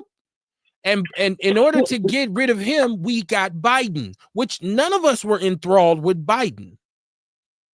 I was a voter in that election, and I wasn't in love with Biden, especially with his history and his involvement with the crime bill and with him certain statements he's made. I knew he didn't love us either, but at that point I had enough of Trump, right? So we got Biden, and Biden promised a lot of things that he did not do. He basically pandered to the black vote, and this is where the Democratic Party lost a little bit of validation with us, because we was just like, well, they lied, and they're doing the same things that I think for the first time we started to see they're all the same. Okay, so I know I wasn't a tremendous Biden fan. I wasn't even a Kamala Harris fan, and she was not black according to y'all, because that's what y'all told me. All right, she's a tether at best, but I figured anything was better than Trump. I figured anything. I think we'd have issues had Kamala won right now, but I don't think the divisiveness and the lack of integrity and the just kind of real games and manipulation and deception, I don't think these would have been things we're upset about. We probably would have really been mad about some economic issues right now. We probably would be really upset about, you know, I mean, really our economy and immigration was the two biggest things. But I don't think we would be in a situation that we're in now. I don't think that they would have launched an assault initiative, I should say, on our very democracy. And people told us, Dion, when we were doing that show, that we were wrong because we were saying there's a feeling that Trump wants to dismantle our democracy as we know it. And then people saying, Kevin, ain't no democracy. No, you got it twisted. But that is what he's doing. He's eliminating anything. You can't tell me you're concerned about wasteful government spending and then spend $45 million on one of the worst parades that we've ever seen in our life. That it was, and people didn't even go. Like there were some people there, but it's not comparable to the millions of people who went to the No Kings demonstrations. So my issue with people who love Trump is always and has always been the fact that they will never answer direct questions.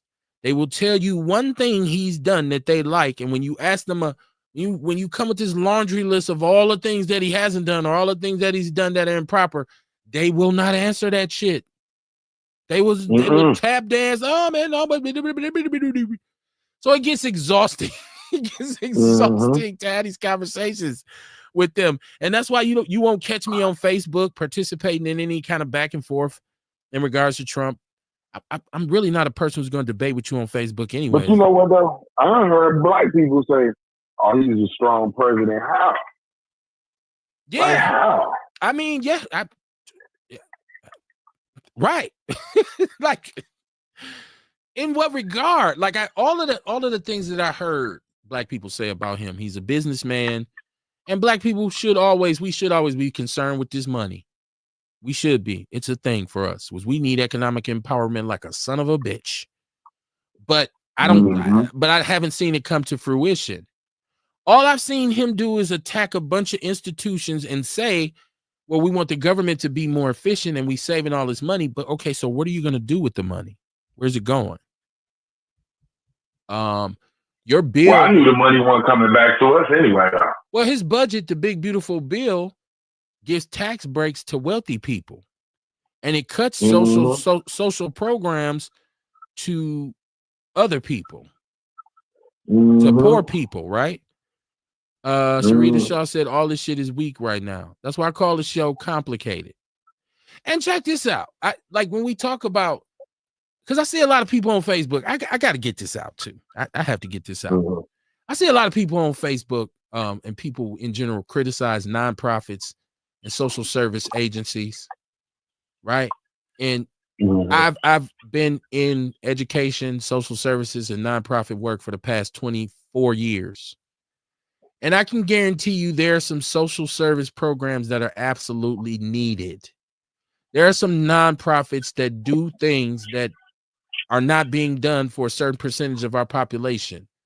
They're a necessity. Now, anybody who gets a grant and doesn't do what they're supposed to do with that grant, okay, shame on them. But I hear a lot of people criticizing, all these nonprofits, but they wouldn't do or touch the part of the population that some of these nonprofit people touch. Like I've worked for some nonprofits and some social service agencies where we dealt with people who were poor, Dion.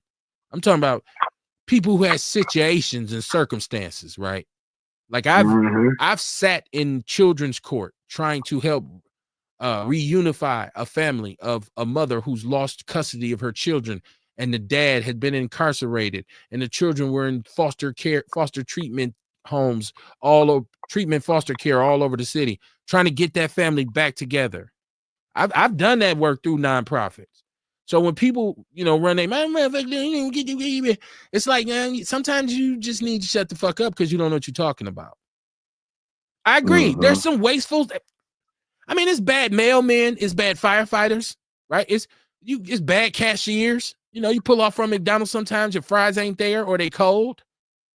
So I'm not saying all nonprofits and all social service agencies are what they should be, but I'm saying there are a lot of hardworking people who go and work their ass off to help the disenfranchised. So before people open up their mouth talking about, how you gonna take food off somebody's table, right? Like I don't like that. I don't like that.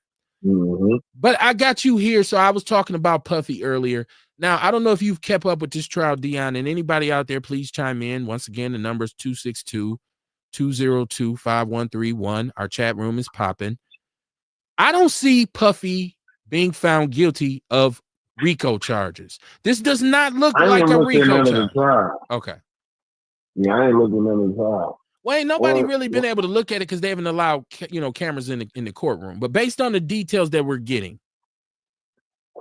in your mind, what is a RICO? What is, when you get RICO charges, what should be happening? Like what, you know what I'm saying? Like what does a RICO case look like to you? When you trying to run a criminal enterprise. Right. And there's a couple things that are associated with this enterprise, right? Mm-hmm. Murder, intentional drug trafficking for mass distribution, racketeering, right? Mm-hmm. And there's an organization and you are the head of it, meaning you may have capos, under bosses, you may, however it's defined, right?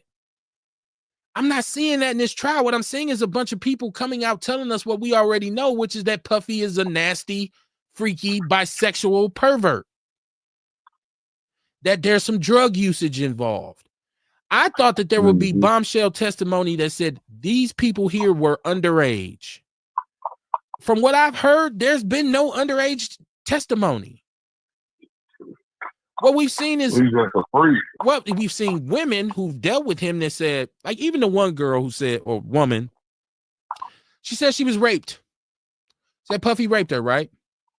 But they pull up years of text messages and cell phone records of her declaring her love and adulation for Puffy. I don't know what I would do without you. I'm so happy to be in your life. And even on cross-examination, they said, well, this the dude who raped you. How do you love this person? How? And she said, ask my therapist.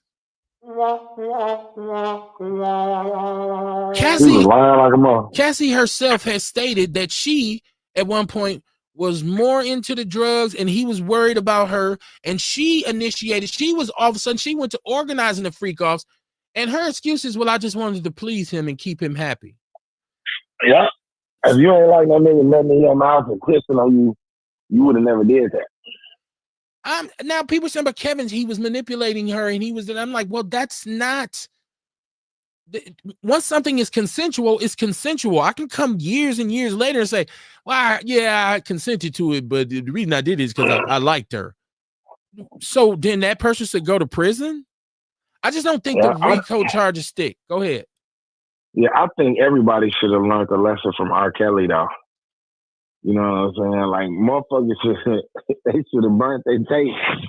Because on the real, even with Tyler Perry, you was talking about, because if you was involved in all that type of shit, it was going to come back to haunt you one day.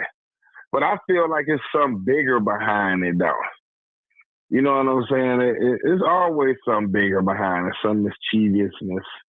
You know, they said Puffy was trying to do something. Then he had his little, what was that, revolt network he had. Then he was doing some other things, and all this stuff just came out behind him. You know what I'm saying? Like, even with the videotape I heard, he had really paid the people to destroy the videotape. Right, and paid her. So how is her testimony even?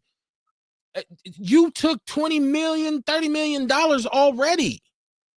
And if she's admitting to setting up freak-offs and voluntarily participating in freak-offs, so that means he could go to jail for the freak-off thing and they can call it a RICO, but then everybody else who admits, I know I set that up or I did that, they get to walk free. Dion, that's like you getting indicted, right?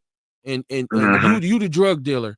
And they say, well, Kevin, did Dion, make you sell drugs? And I say, no, as a matter of fact, at one point he wanted to chill. I kept selling them. I set up the connect. I set up a new connect and kept it popping. So then that means I should go to jail too, right? Yeah, hell yeah. So how is he gonna get time? Because all you can do is ask, right? Yeah, you want to have a freak off? Yeah, okay. And your girl be like, no, I don't really think come on, baby, do this for me. Is this what you want? Yeah. Do this for me, baby. Do this for me. And she said, okay. Did you rape her? Did you force her? She gave consent. She said, okay, I'll do it. Right? Okay. Are you supposed to say, no, you know what? Let's not even do it because I feel like you ain't really comfortable with this. I know when I heard the part where y'all said he let dude come on him or something, I said, yeah, he guilty. Just on that right there. Guilty of what though, Fred? That's not a RICO charge. That's just ain't no charge for being a nasty motherfucker, is it? Man, dehumanizing. That's what it is. I don't know though, man. According to you, because that's not your sexual preference. Yeah. Obviously, somebody was into this shit. Like, I mean, it's not like Puffy was grabbing people off the street saying, yeah, motherfucker, I'm gonna take you to a room and tie you up and we gonna skeet on you all night. And then my girl gonna rub it off of you and rub it on me. No, like, show me some underage people. Show me somebody who was saying, well, Puffy had put me in charge of his West Coast cocaine distribution network. That's usually what happens in a RICO. He was, what they call it, like pimping and pandering, ain't that part of a RICO too? So if he was importing people from different states to have sex, ain't that kind of like trafficking and stuff? If he was taking people across state lines, forcing them to do sex or have sex and pay him, I think it is. If he was going to Chicago saying, hey, is there some hoes around here? Yeah, I bring him here. And he paid them. I don't know that that's RICO. You see what I'm saying? Like, I feel like I don't believe he had his own. He had people that he would call. Like, he had a network. He knew the person. He knew, hey, man, I need some girls tonight. All right. Okay. Boom. It wasn't like he had his own stable that only got to come out when he was traveling saying, yeah, y'all gonna freak off tonight. Now, I'm not saying he doesn't deserve, because I think morally he was corrupt. And I think that he had just gotten beside himself, as a man. I do believe he exploited a lot of people. But I don't think this is a RICO charge. Charge him for the drugs that you found at his house. If those firearms were illegal, charge him for that. Now, the prosecution is about to wrap its case up pretty soon. I still haven't seen a minor. I still haven't heard anybody, because the women who they've brought all had personal relationships with him. They wasn't his hoes. Cassie wasn't his hoe. Depending on how you look at it. 50 cents, baby mama. What? Po 50, man. Damn, he was scoring. That's crazy. 50 caught the biggest stray in this whole thing. And for years, 50 Cent has been expressing his hatred and disgust for Puffy, right? Now we know why. Because 50 knew the whole time. And people say, Kev, he had been said that. Yeah, but we didn't know the depths of it. And she has come out and said, no, I loved the freak offs. And I used to set him up. Because he was paying he was giving me $10,000 a month. 50 got a whole baby by this girl. And I've seen him walking hand in hand with her on the beach. He got to take the L for that, man. I mean, it happens to the best of us, man, but don't be super tough macho man when this man, now we know why you hated that man. Now we know why you hated that man. That's terrible. It's horrible, man. It's horrible. Yeah, man. I'm just saying I don't see a RICO on this. I think he's gonna get charged with something. I think there'll be some possession or because right now, have they even been able to prove that there's an intent to distribute drugs? There's no situation where they said he was selling guns. We're talking about racketeering. So that means he's going into organizations, making them do something under the threat of violence. Didn't they come to him with a plea bargain, though, I heard? They did try to get him to plea, and he said, no, let's take it to trial. Ewok says, how come no one blames him becoming political on his downfall? He had enough of a platform to change outcomes in elections. That might be part of it. You know what I'm saying? My whole thing is this don't look like a RICO to me. If you know the history of RICO charges, they were utilized to take down organized crime in the United States. There was tax evasion, which they got Al Capone with, and that showed them, hey, it's a better way, it's an easier way to get them, as opposed to, just arresting him. Go after his taxes, which is the ultimate crime anyways. I don't care who you is in this country. You fuck off your taxes, your ass going to prison. And then it goes into after them dudes figured it out, like, no, I'm actually paying taxes. I got, dummy corporations. I'm laundering my money. No, we're going to take it to another level. We're going to find out who and what you're doing with the rackets, racketeering, and then influencing corruption in organizations. So that means I'm going to go to the union and say, you know what? We're going to do this. We're going to do that in the third. And if they don't comply, we're going to stop the workforce. We're going to stop the labor. Rackets, right? That's running it. That's in introducing corruption into an organization.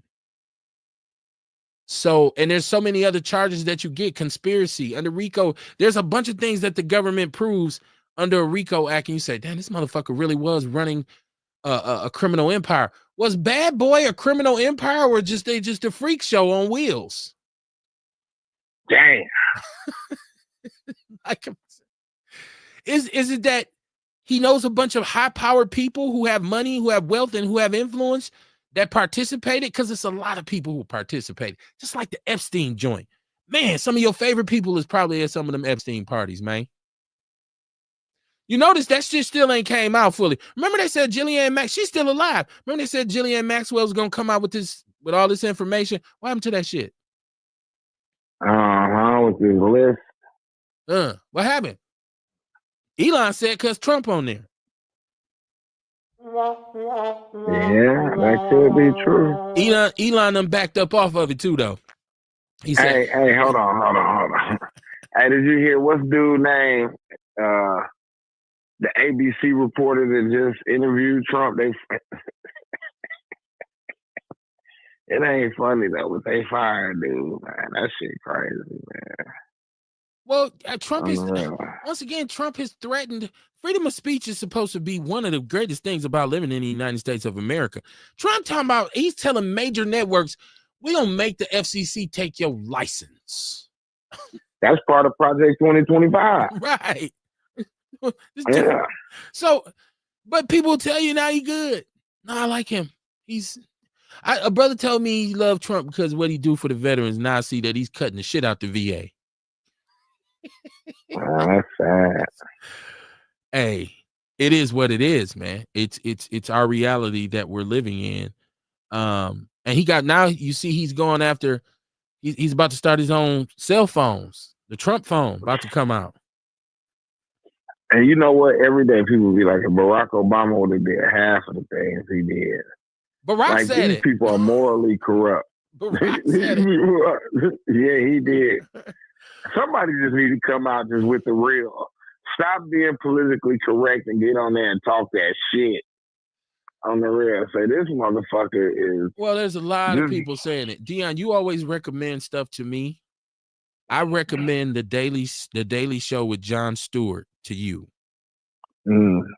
I because Jon Stewart, I used to watch him for years, and then he left, and Trevor Noah took over the Daily Show. It comes on Comedy Central, but I catch the clips on YouTube and on Facebook.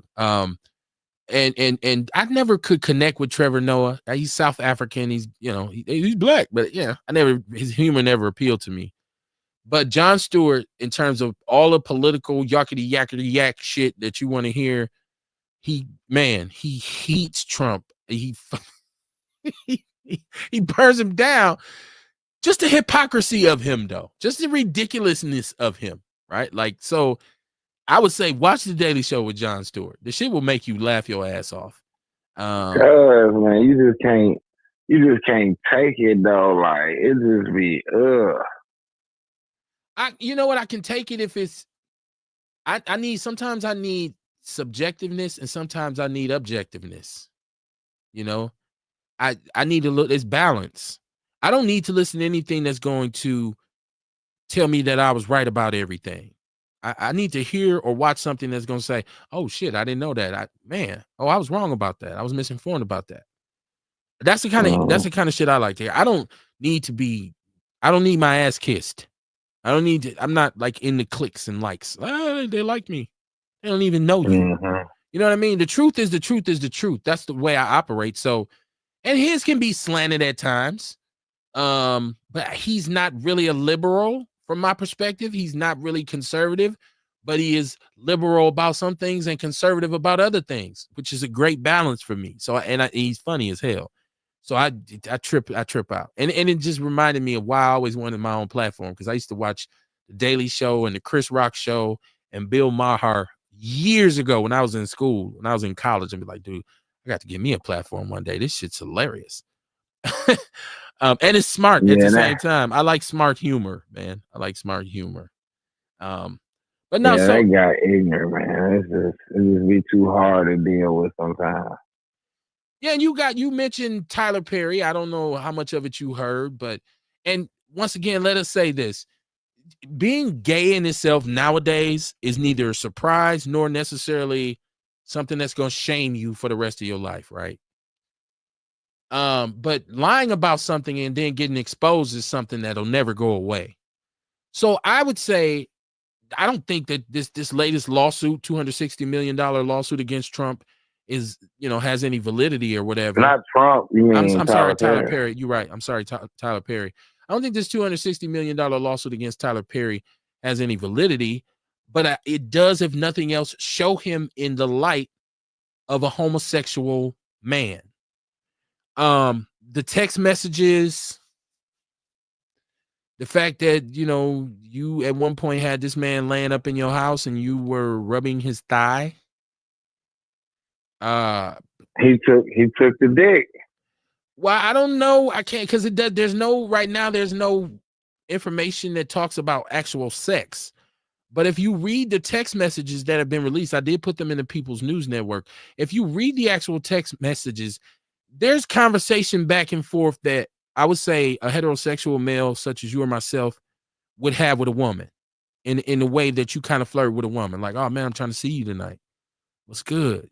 Hey man, I'm trying to get you to open up, baby, and just let me in. It's like that kind of talk, So I'm like, well, this is gay. Which, once again, is not like, this is 2025. Gay people exist, black and white. But for some people, it seems like if they admit, like, so Tyler Perry, with most of his productions, and I talked about this earlier, they're women-centric. They are from the perspective of a woman. And which is fine. But I think for him to admit that he's gay would then have more people say, see, that's what we're talking about when we say the force feeding of the homosexual agenda, because you have made movies that were basically anti-man and you're a man. Now we find out you're a gay man. So maybe that's why he was, I'm really, just come out and say it, bro. I just say, just say, man, hey, so what? So what? I'm gay. I'm 6'6". Who want to do something about it? And I'm rich as hell. I guarantee you people still go see the next Madea movie. Probably more people. Right? Like, once again, we need to encourage down low brothers and people who are kind of like sneaking under the fence at night when nobody's watching. I think that they need to admit who and what they are. People say, Kevin, it ain't your business. Well, it is if you could potentially take HIV home and give it to somebody's wife or somebody's daughter. Now it affects us all. Which now, is there a cure for AIDS now? Somehow they ain't told us that. I think AIDS is now curable. It is. Okay, so yeah. You got to catch HIV. Well, full-blown AIDS, but the HIV, though, it could be not detectable in your right. system. Right. But I just seen some stuff the other day that said there's some medicine coming out that removes HIV that can remove HIV, period. I should have took notes on it. I was like, because you'd have thought when that day came, it would have been on the news, like, we now have a cure for AIDS, yay! Because think about it, remember Dion years ago, like 5-6 people used to die from AIDS a day. Like, I'm still tripping. When somebody come out and they like the D though, and they've been lying about the D, then it ain't gonna be the same. We like the D. What you mean by that? It just ain't gonna be the same though. It's not, you've been lying about it. And everybody will know it. Now you like the D. No, I think he'll be more. I think people will love it. Look at the Brat. Like for years, we looked at the brat and we was like, you know, she's obviously a lesbian. But she tried to live on that kind of like ambiguous line. And then I remember when they tried to remarket her as rap fans, and she had the song with Tyrese and she had on swimsuits and all this shit. And now Brad is like, nah, I'm actually lesbian and I'm married a lady. I think she gets way more support now. Not from her musical career, but just her as a celebrity, because, you know, her time in terms of hip hop been gone. Earl Henning said the freaks come out at night. He said, great day, bro. Love us. Chocolate milk. Love us. Yes, sir. He said that they said on the news today that you can take a shot twice a year and not catch it. HIV. Well, you see these commercials where they encouraged some sort of medicines to homosexual men who are at risk. You see these commercials where they say, no, take this so that you won't catch it. And I'm like, oh shit, it's a cure for it. I missed that. I didn't see it. That don't mean you go out and catch it though. Well, I mean, you know, I think it just lessens, it helps. But if you watch the commercials, it's mostly men together. So it's like a message to gay people, like this for you. And for years they told us that this for you. Right. Well, you know, for years they told us AIDS wasn't a gay disease, which we always was kind of like, what? It directly is associated with homosexuality, but whatever. I think that was a false though, because you know when, like, man, there's so much shit that they lied to us about. You know what I'm saying? Like, remember they said it was over there in Africa. HIV was like COVID. It was a biological weapon, and they used it to try to alleviate us because monkeys been around forever.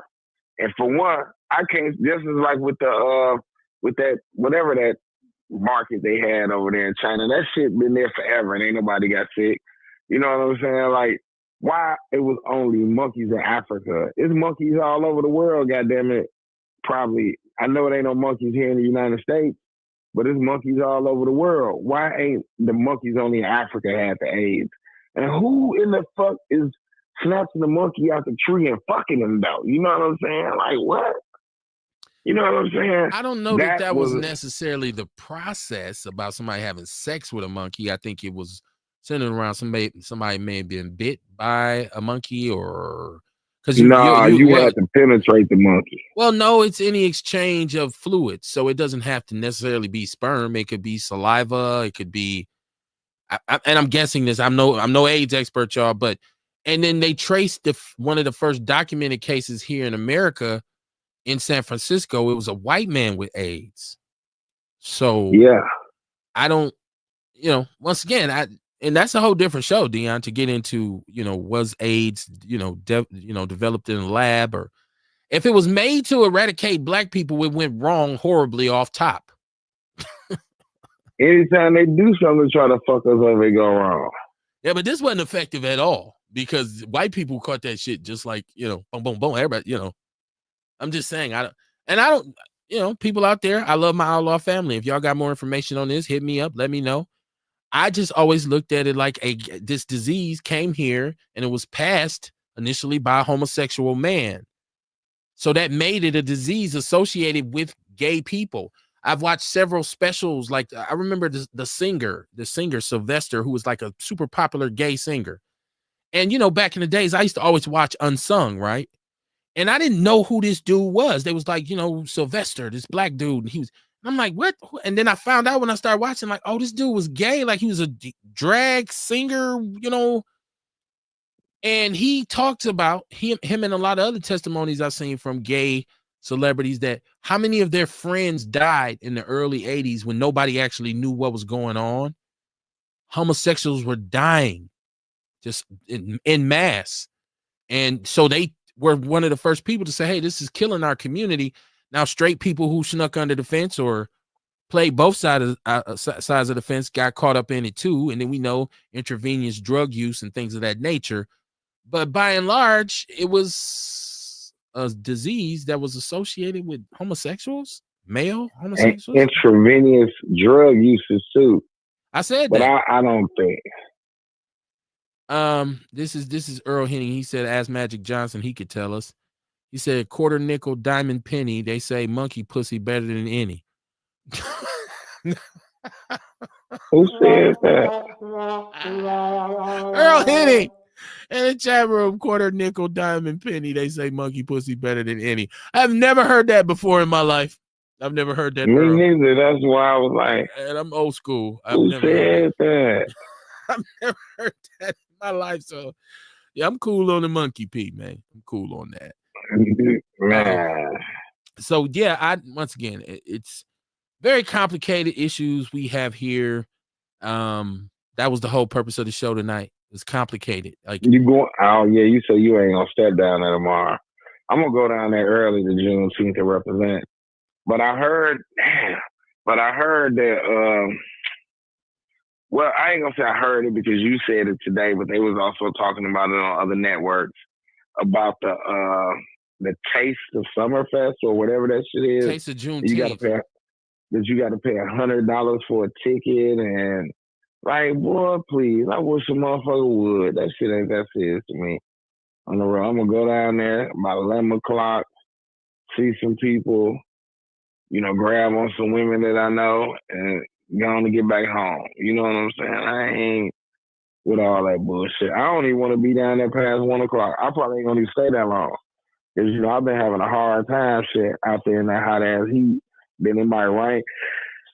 Excuse me. It might rain again. It might rain again too, like it did today. I was out there slinging that garbage today in that motherfucking rain. I'm talking about hot. Man, I wish somebody would have told me.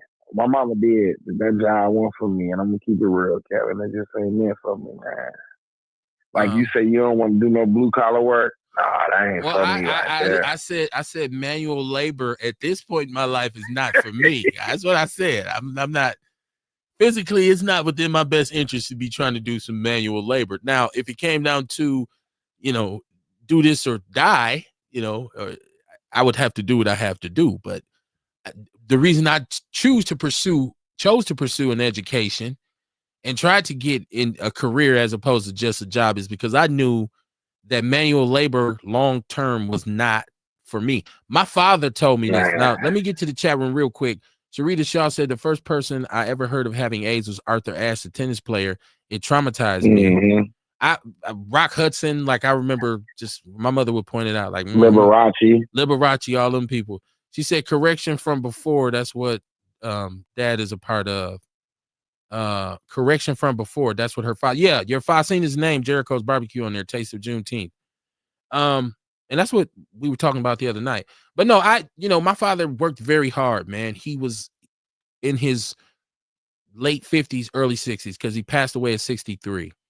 But he told me one time, because my father was into industrial scrapping, which means my father hauled metal. Like people call him a junk man, but not the junk man that rode up and down the alley and got refrigerators and all that kind of stuff. Like my father would go where they're tearing down a building at, and he'd take all the metal away from there. And so it was very hard, tough work. Now, I would work with him when I was young. I could do it. Obviously, I was physically capable, but he'd always look at me and shake his head and say, yeah, boy, this ain't for you. You better go get you a degree. You better be somewhere in front of a computer in an office, man, because this shit right here ain't for you. And I took his advice. You know what I'm saying? I said, you're right, Pop. Let me do something other than this, because I just at an early age I wasn't with that, man. But yeah, but no, I want to talk about Juneteenth a little bit before we get off, because we got a few minutes left. Shout out to y'all for tuning in. Please share the show. Please share the show. He said you're not working for the city on the cleanup. I think he's asking you, Dion, are you working on the cleanup for the city, cleaning up Juneteenth Day? Hell no. They asked me. I got it because they text us our next assignment, and I told them, man, I'm not going down there to working on Juneteenth, man. On the real, wow. I'm just trying to wait and just taking it easy one day at a time, so this other little shit can fall through, and I go put my 2 weeks notice in. There you go. Now, in terms of Juneteenth Day, this is one of the situations too where black people just confuse me. I'm like, what do you want? I'm really confused. First of all, there's a group of black people that say they won't even acknowledge Juneteenth Day because of the dates. Oh, well, the Emancipation Proclamation was passed at this time, and it's supposed to be free this time. And I've even said that, Lincoln basically freed some slaves in areas that he didn't control, so they weren't free. Right? Whatever. The symbolic nature of somebody celebrating the exact moment that at least a group of us were informed that no, we're free, even if they had supposed to have been known 2-3 years before. The revelation of being informed, say, hey, y'all know y'all free, right? What, you bullshit? No, real spit, y'all free. That's worth recognition. And to extend it and try to make it bigger and better, to me, that's important. Black people are critical already. And I hear black people, I'm going down there early as fuck in the morning. I'm getting them down there for the motherfucker go acting a fool. That's our attitude going to something that is dedicated for us, to us.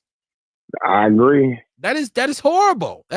But that's so complicated because I can't argue with them and say, you wrong, because with the way the city is going right now, and the police already crying about they ain't got enough this, that, and the third, and it was one person at 7th District one night, ain't no telling what the fuck gonna happen down there. I say that quietly. I want to put that out there but man, keep your head on a swivel down there.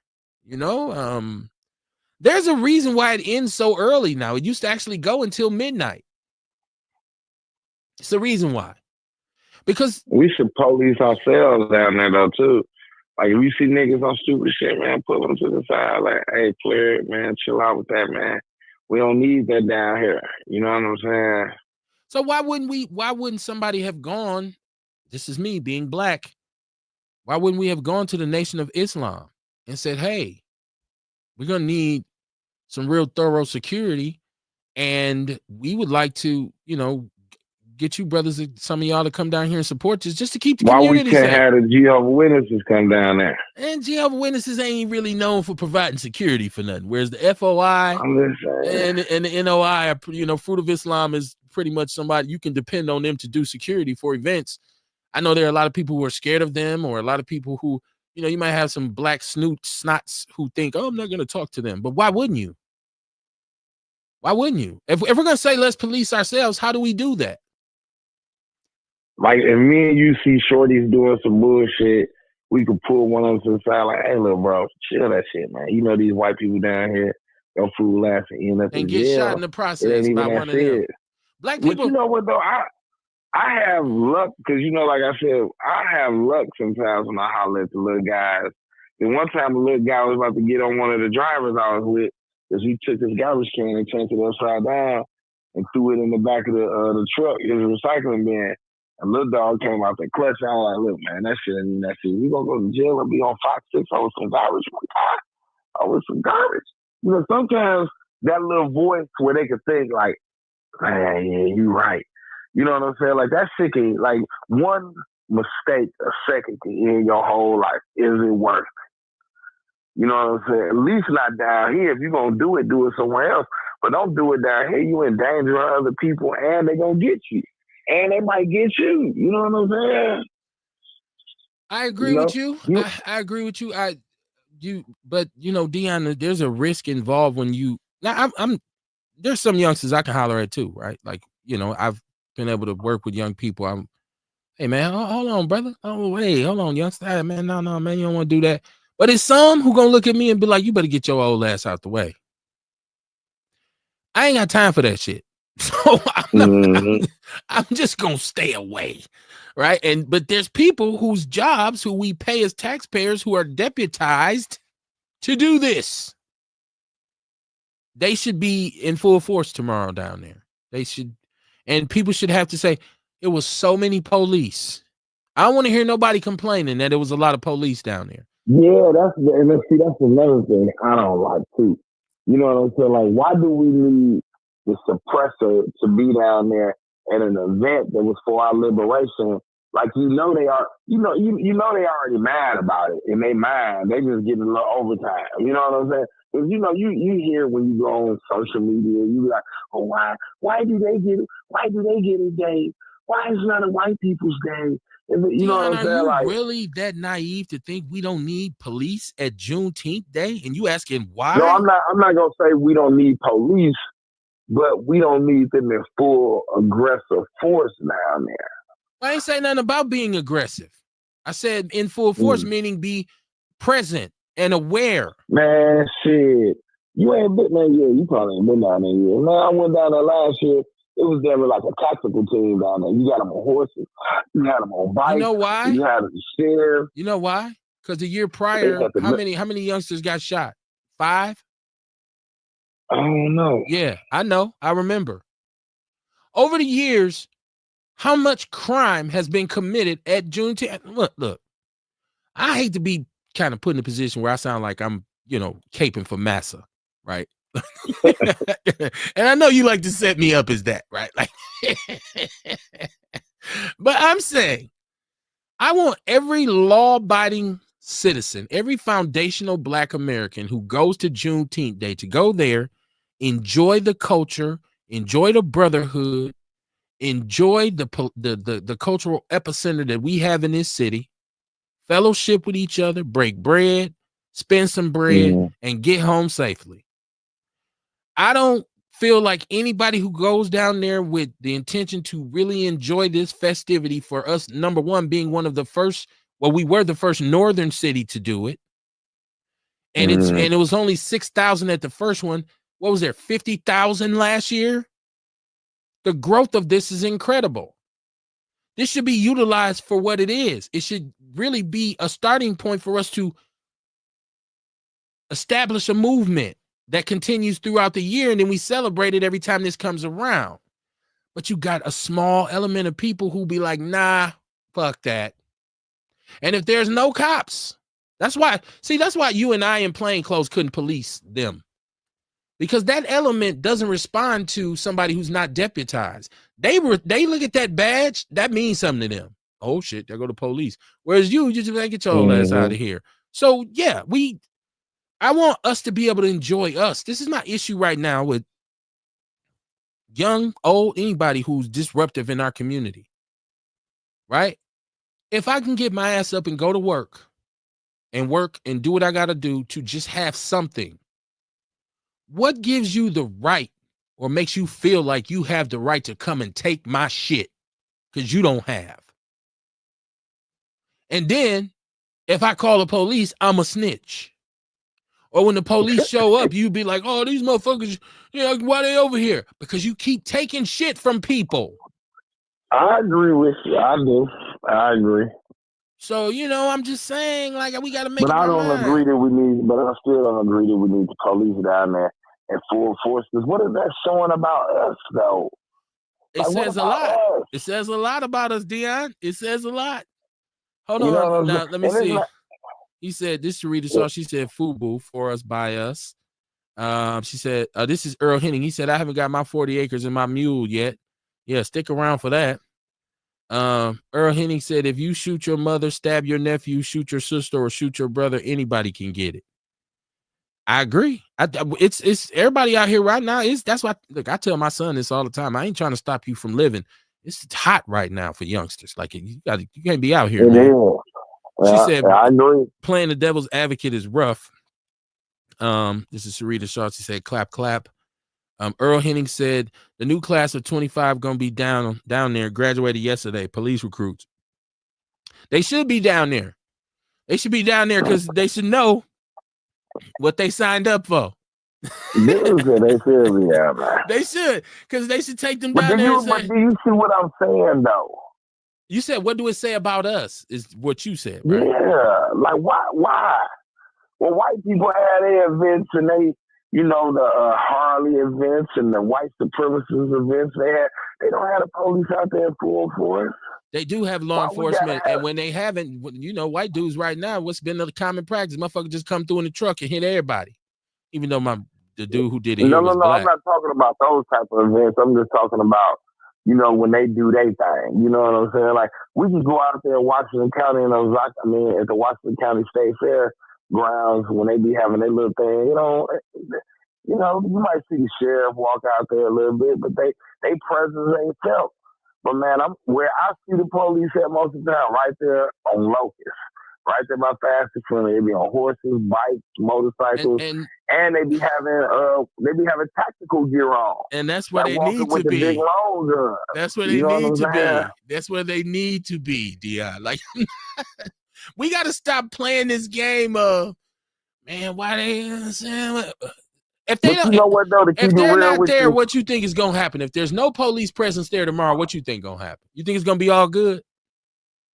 I don't know. But Oh, they could wow. do like they do on Beale Street though, because like in 2016, it was a shooting down there, and then on Beale Street they got metal detectors, and at a certain time you got to pay to get down there. You know what I'm saying? Even though you know it don't be jumping like it used to, but I think they could. I think in some way they could have metal detectors down there. Because let me see, if you enter it on Locust, you have a metal detector right there on 3rd Street and Center. One metal detector is gonna take goddamn 3 days for people to get in. No, not one metal detector. They have people with wands. You know how many people are gonna be down there tomorrow? That's impossible to do. You could randomly do it. Fuck it. You just randomly walk up with somebody. Or you can just have enough police officers posted up where they got their eyes making sure that no trouble starts. Yeah, but the trouble always be in the crevices though. There's gonna be one white somebody gonna get past that metal detector and there's too many access points, Dion.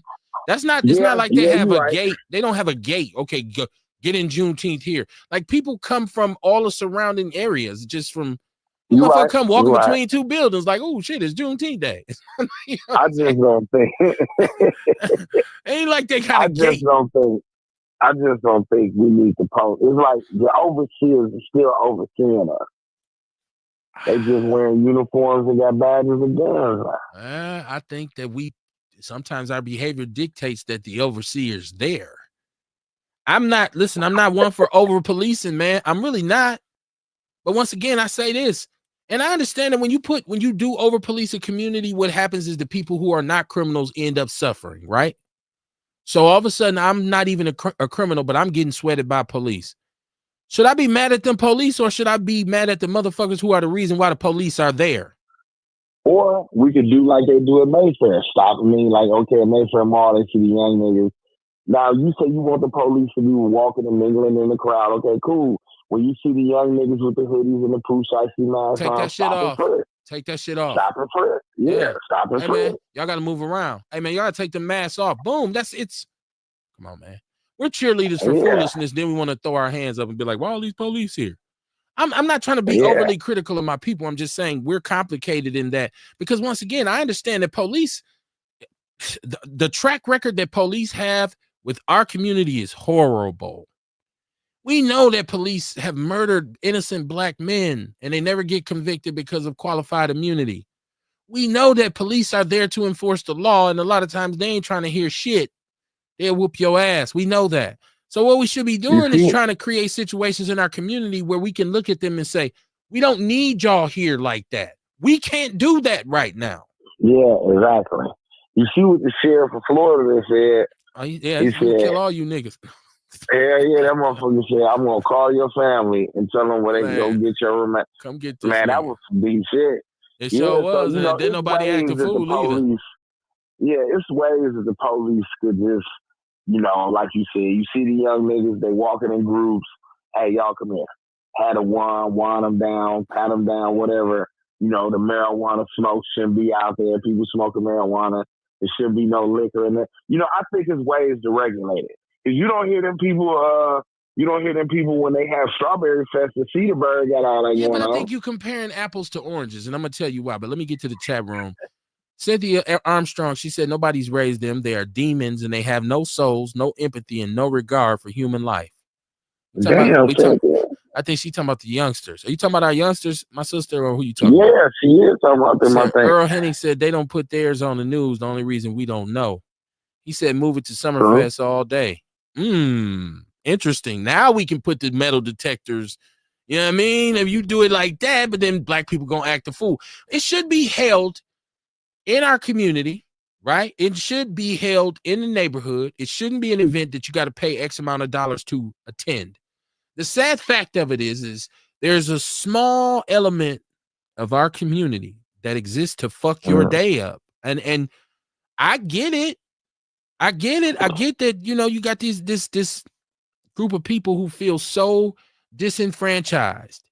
And in a lot of places, they are really disenfranchised and they face up against some real bad circumstances. But we as a community of people who are not, or who maybe have, because a lot of us come from that and have elevated our status. So you say, nah, I used to be like that, but I understand that it's a better way. And I can't just go around fucking everybody's shit up, right? That should be the cultural norm. We should be, in our community, we should be making it loud and clear. Hey man, we don't want that shit around here. That's not cool. But what happens is we idolize the shit, man. You know, dude had money. Oh, them niggas over there getting money. They some real niggas. They some killers. They don't play with them guns. Hold on.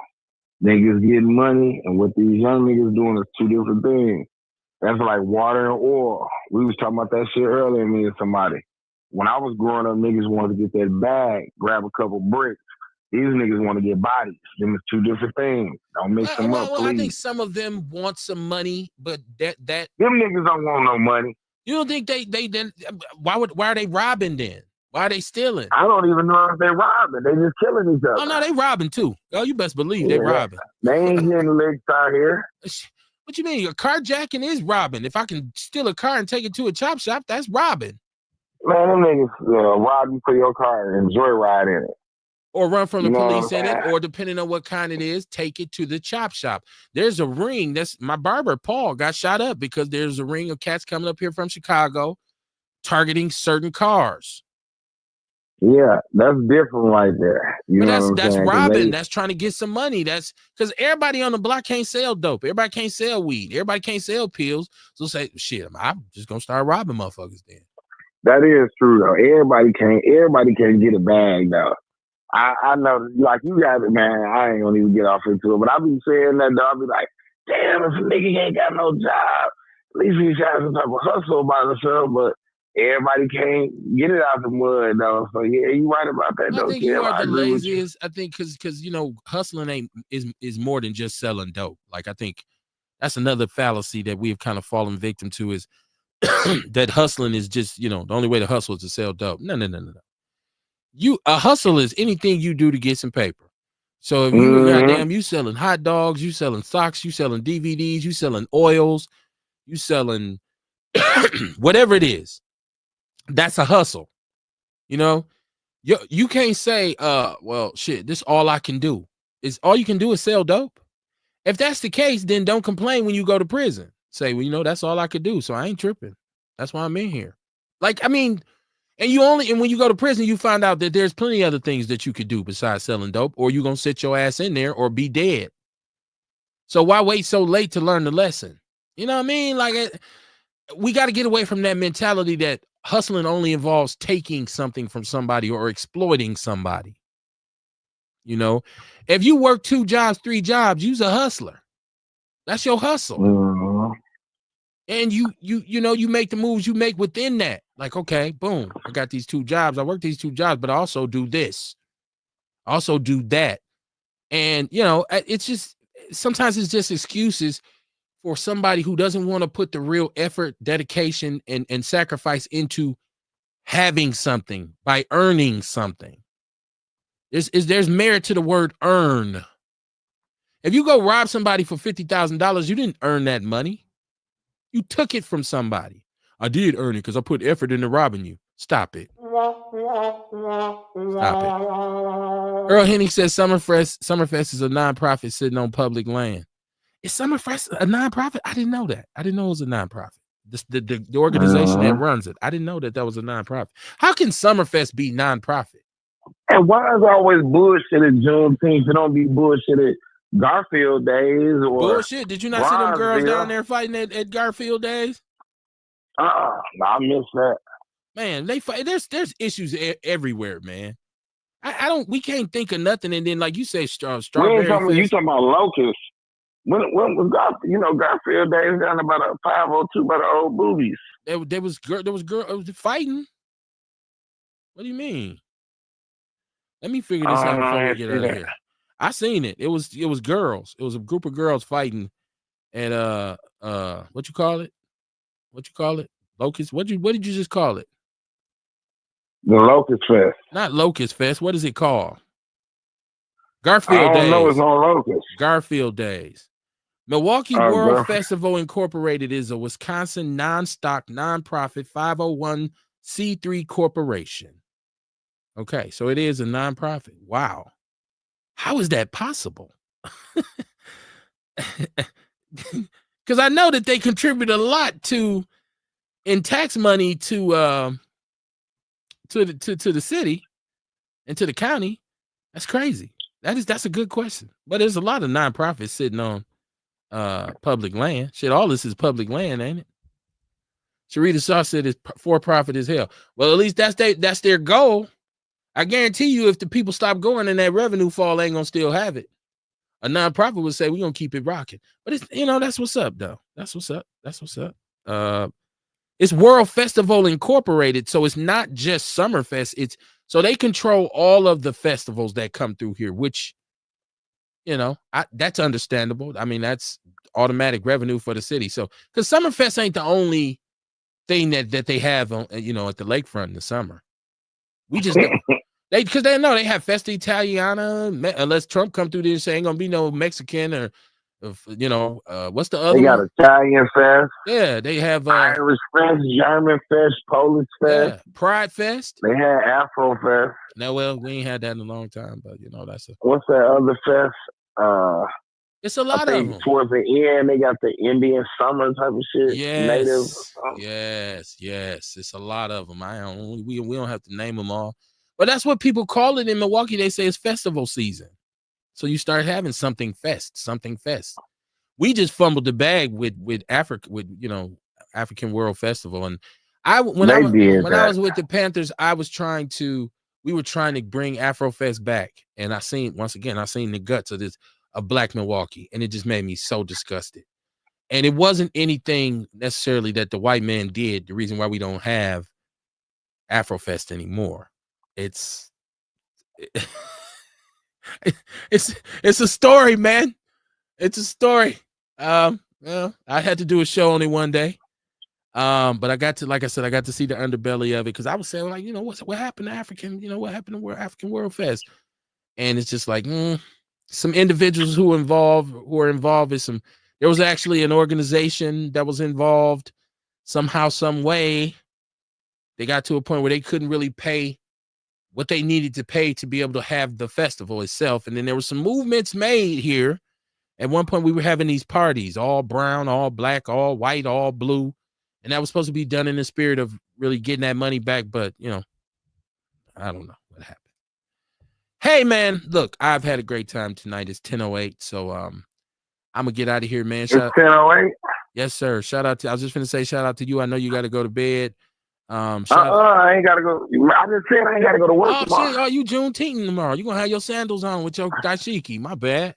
Never. I'm going to take my doggies down there and let everybody say how cute they is. Wow. Thug ass nigga with a wiener schnitzel. They shih tzus. Let's be politically correct. They are shih tzus, and you call them shitty. Oh my God, boy, that's growth and development right there. On the real. But listen. She said 10 more minutes. 10 more minutes. Are you saying you want us to do 10 more minutes, Sharita? I appreciate that. You usually don't get that. But no, I'm very, very happy that people tune into Outlaw Radio. And I don't put a lot of bells and whistles on it, because I see so many people trying very hard. And like a lot of times when you try really hard like that, you lose integrity. I do believe that there are people who in Milwaukee who share some of the same kind of frame of mind and same thoughts or same opinions as we do. But I'm always looking for the truth. So I'm not really looking for people to agree with me.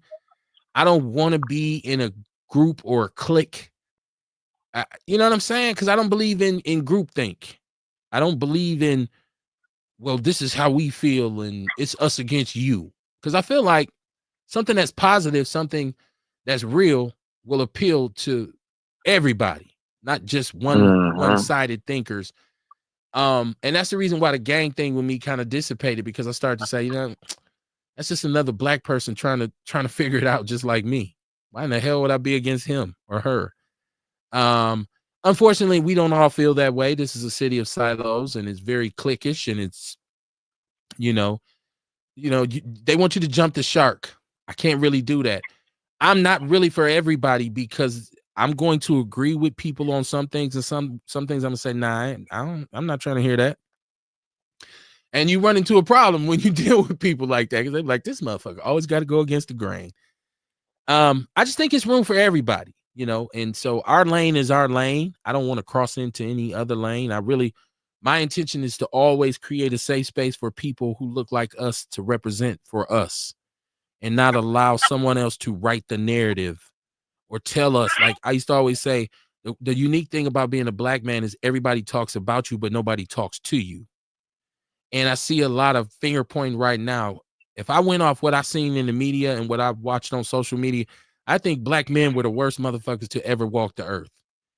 And a lot of the vitriol comes from within our own culture, within our own communities. And some of it's justified and some of it's not.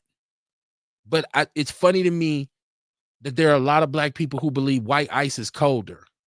There are black people who really believe white people have no problems in their community.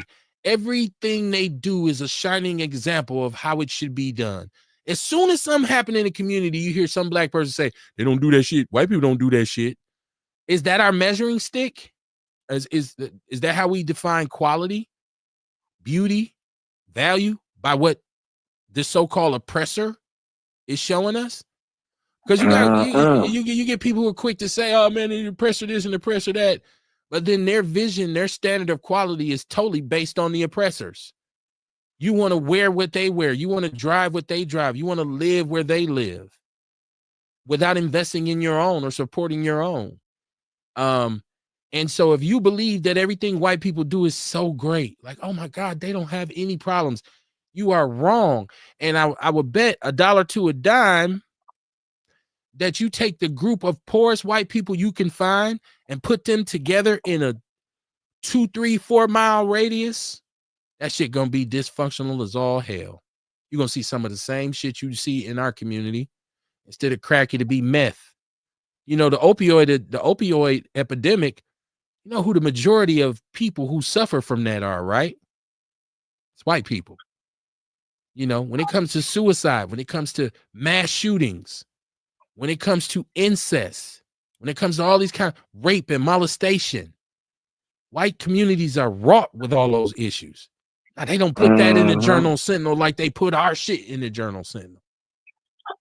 That's the game. It's always a lone. There's always a distress. He was distressed. He was a lone gunman. Yeah. But he still black committed acts dude of violence. He's just a thug. They're gonna find he was killing puppies in 4th grade. You know what I'm saying? So that's part of what they do. That's part of the deflection of them not being as savage as we all know them to be, and making them believe that we are the problem. See, that's that manipulation. And when you can make somebody believe they're the problem when you're the one mistreating them, you won. That's it right there. That's exploitation. And a lot of times they got us programmed. Now, I do say this.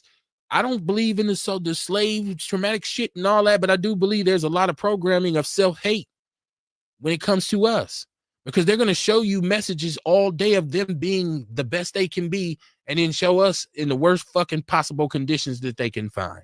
That's what they do. That's what the mainstream media is. And that's what it's all about. So that's why you got to watch with like a side eye on these people. She said, I love how you leave a last landing. Please make this a part of your segment with heading and meaning. Okay. It's usually just me wrapping it up, but thank you, Sharita Shaw. She said the rap was real. Hey, man, y'all be safe. Y'all keep your head on the swivel. Please go out and enjoy Juneteenth Day. Please do. And please don't allow fear. Like, you can't allow fear to dictate how you move or how you live. You just got to be aware of how you're moving and how you're living, right? So if you want to go down there and enjoy the festivities, please do. Be proud of the fact that in this city, the last stop on the Great Migration, that there's a cultural epicenter here that doesn't exist in other cities. And that we do have something like Juneteenth that we can hang our hat on and say, hey, man, we got something going on in our community. But we know there's going to be some issues. Just be safe, y'all.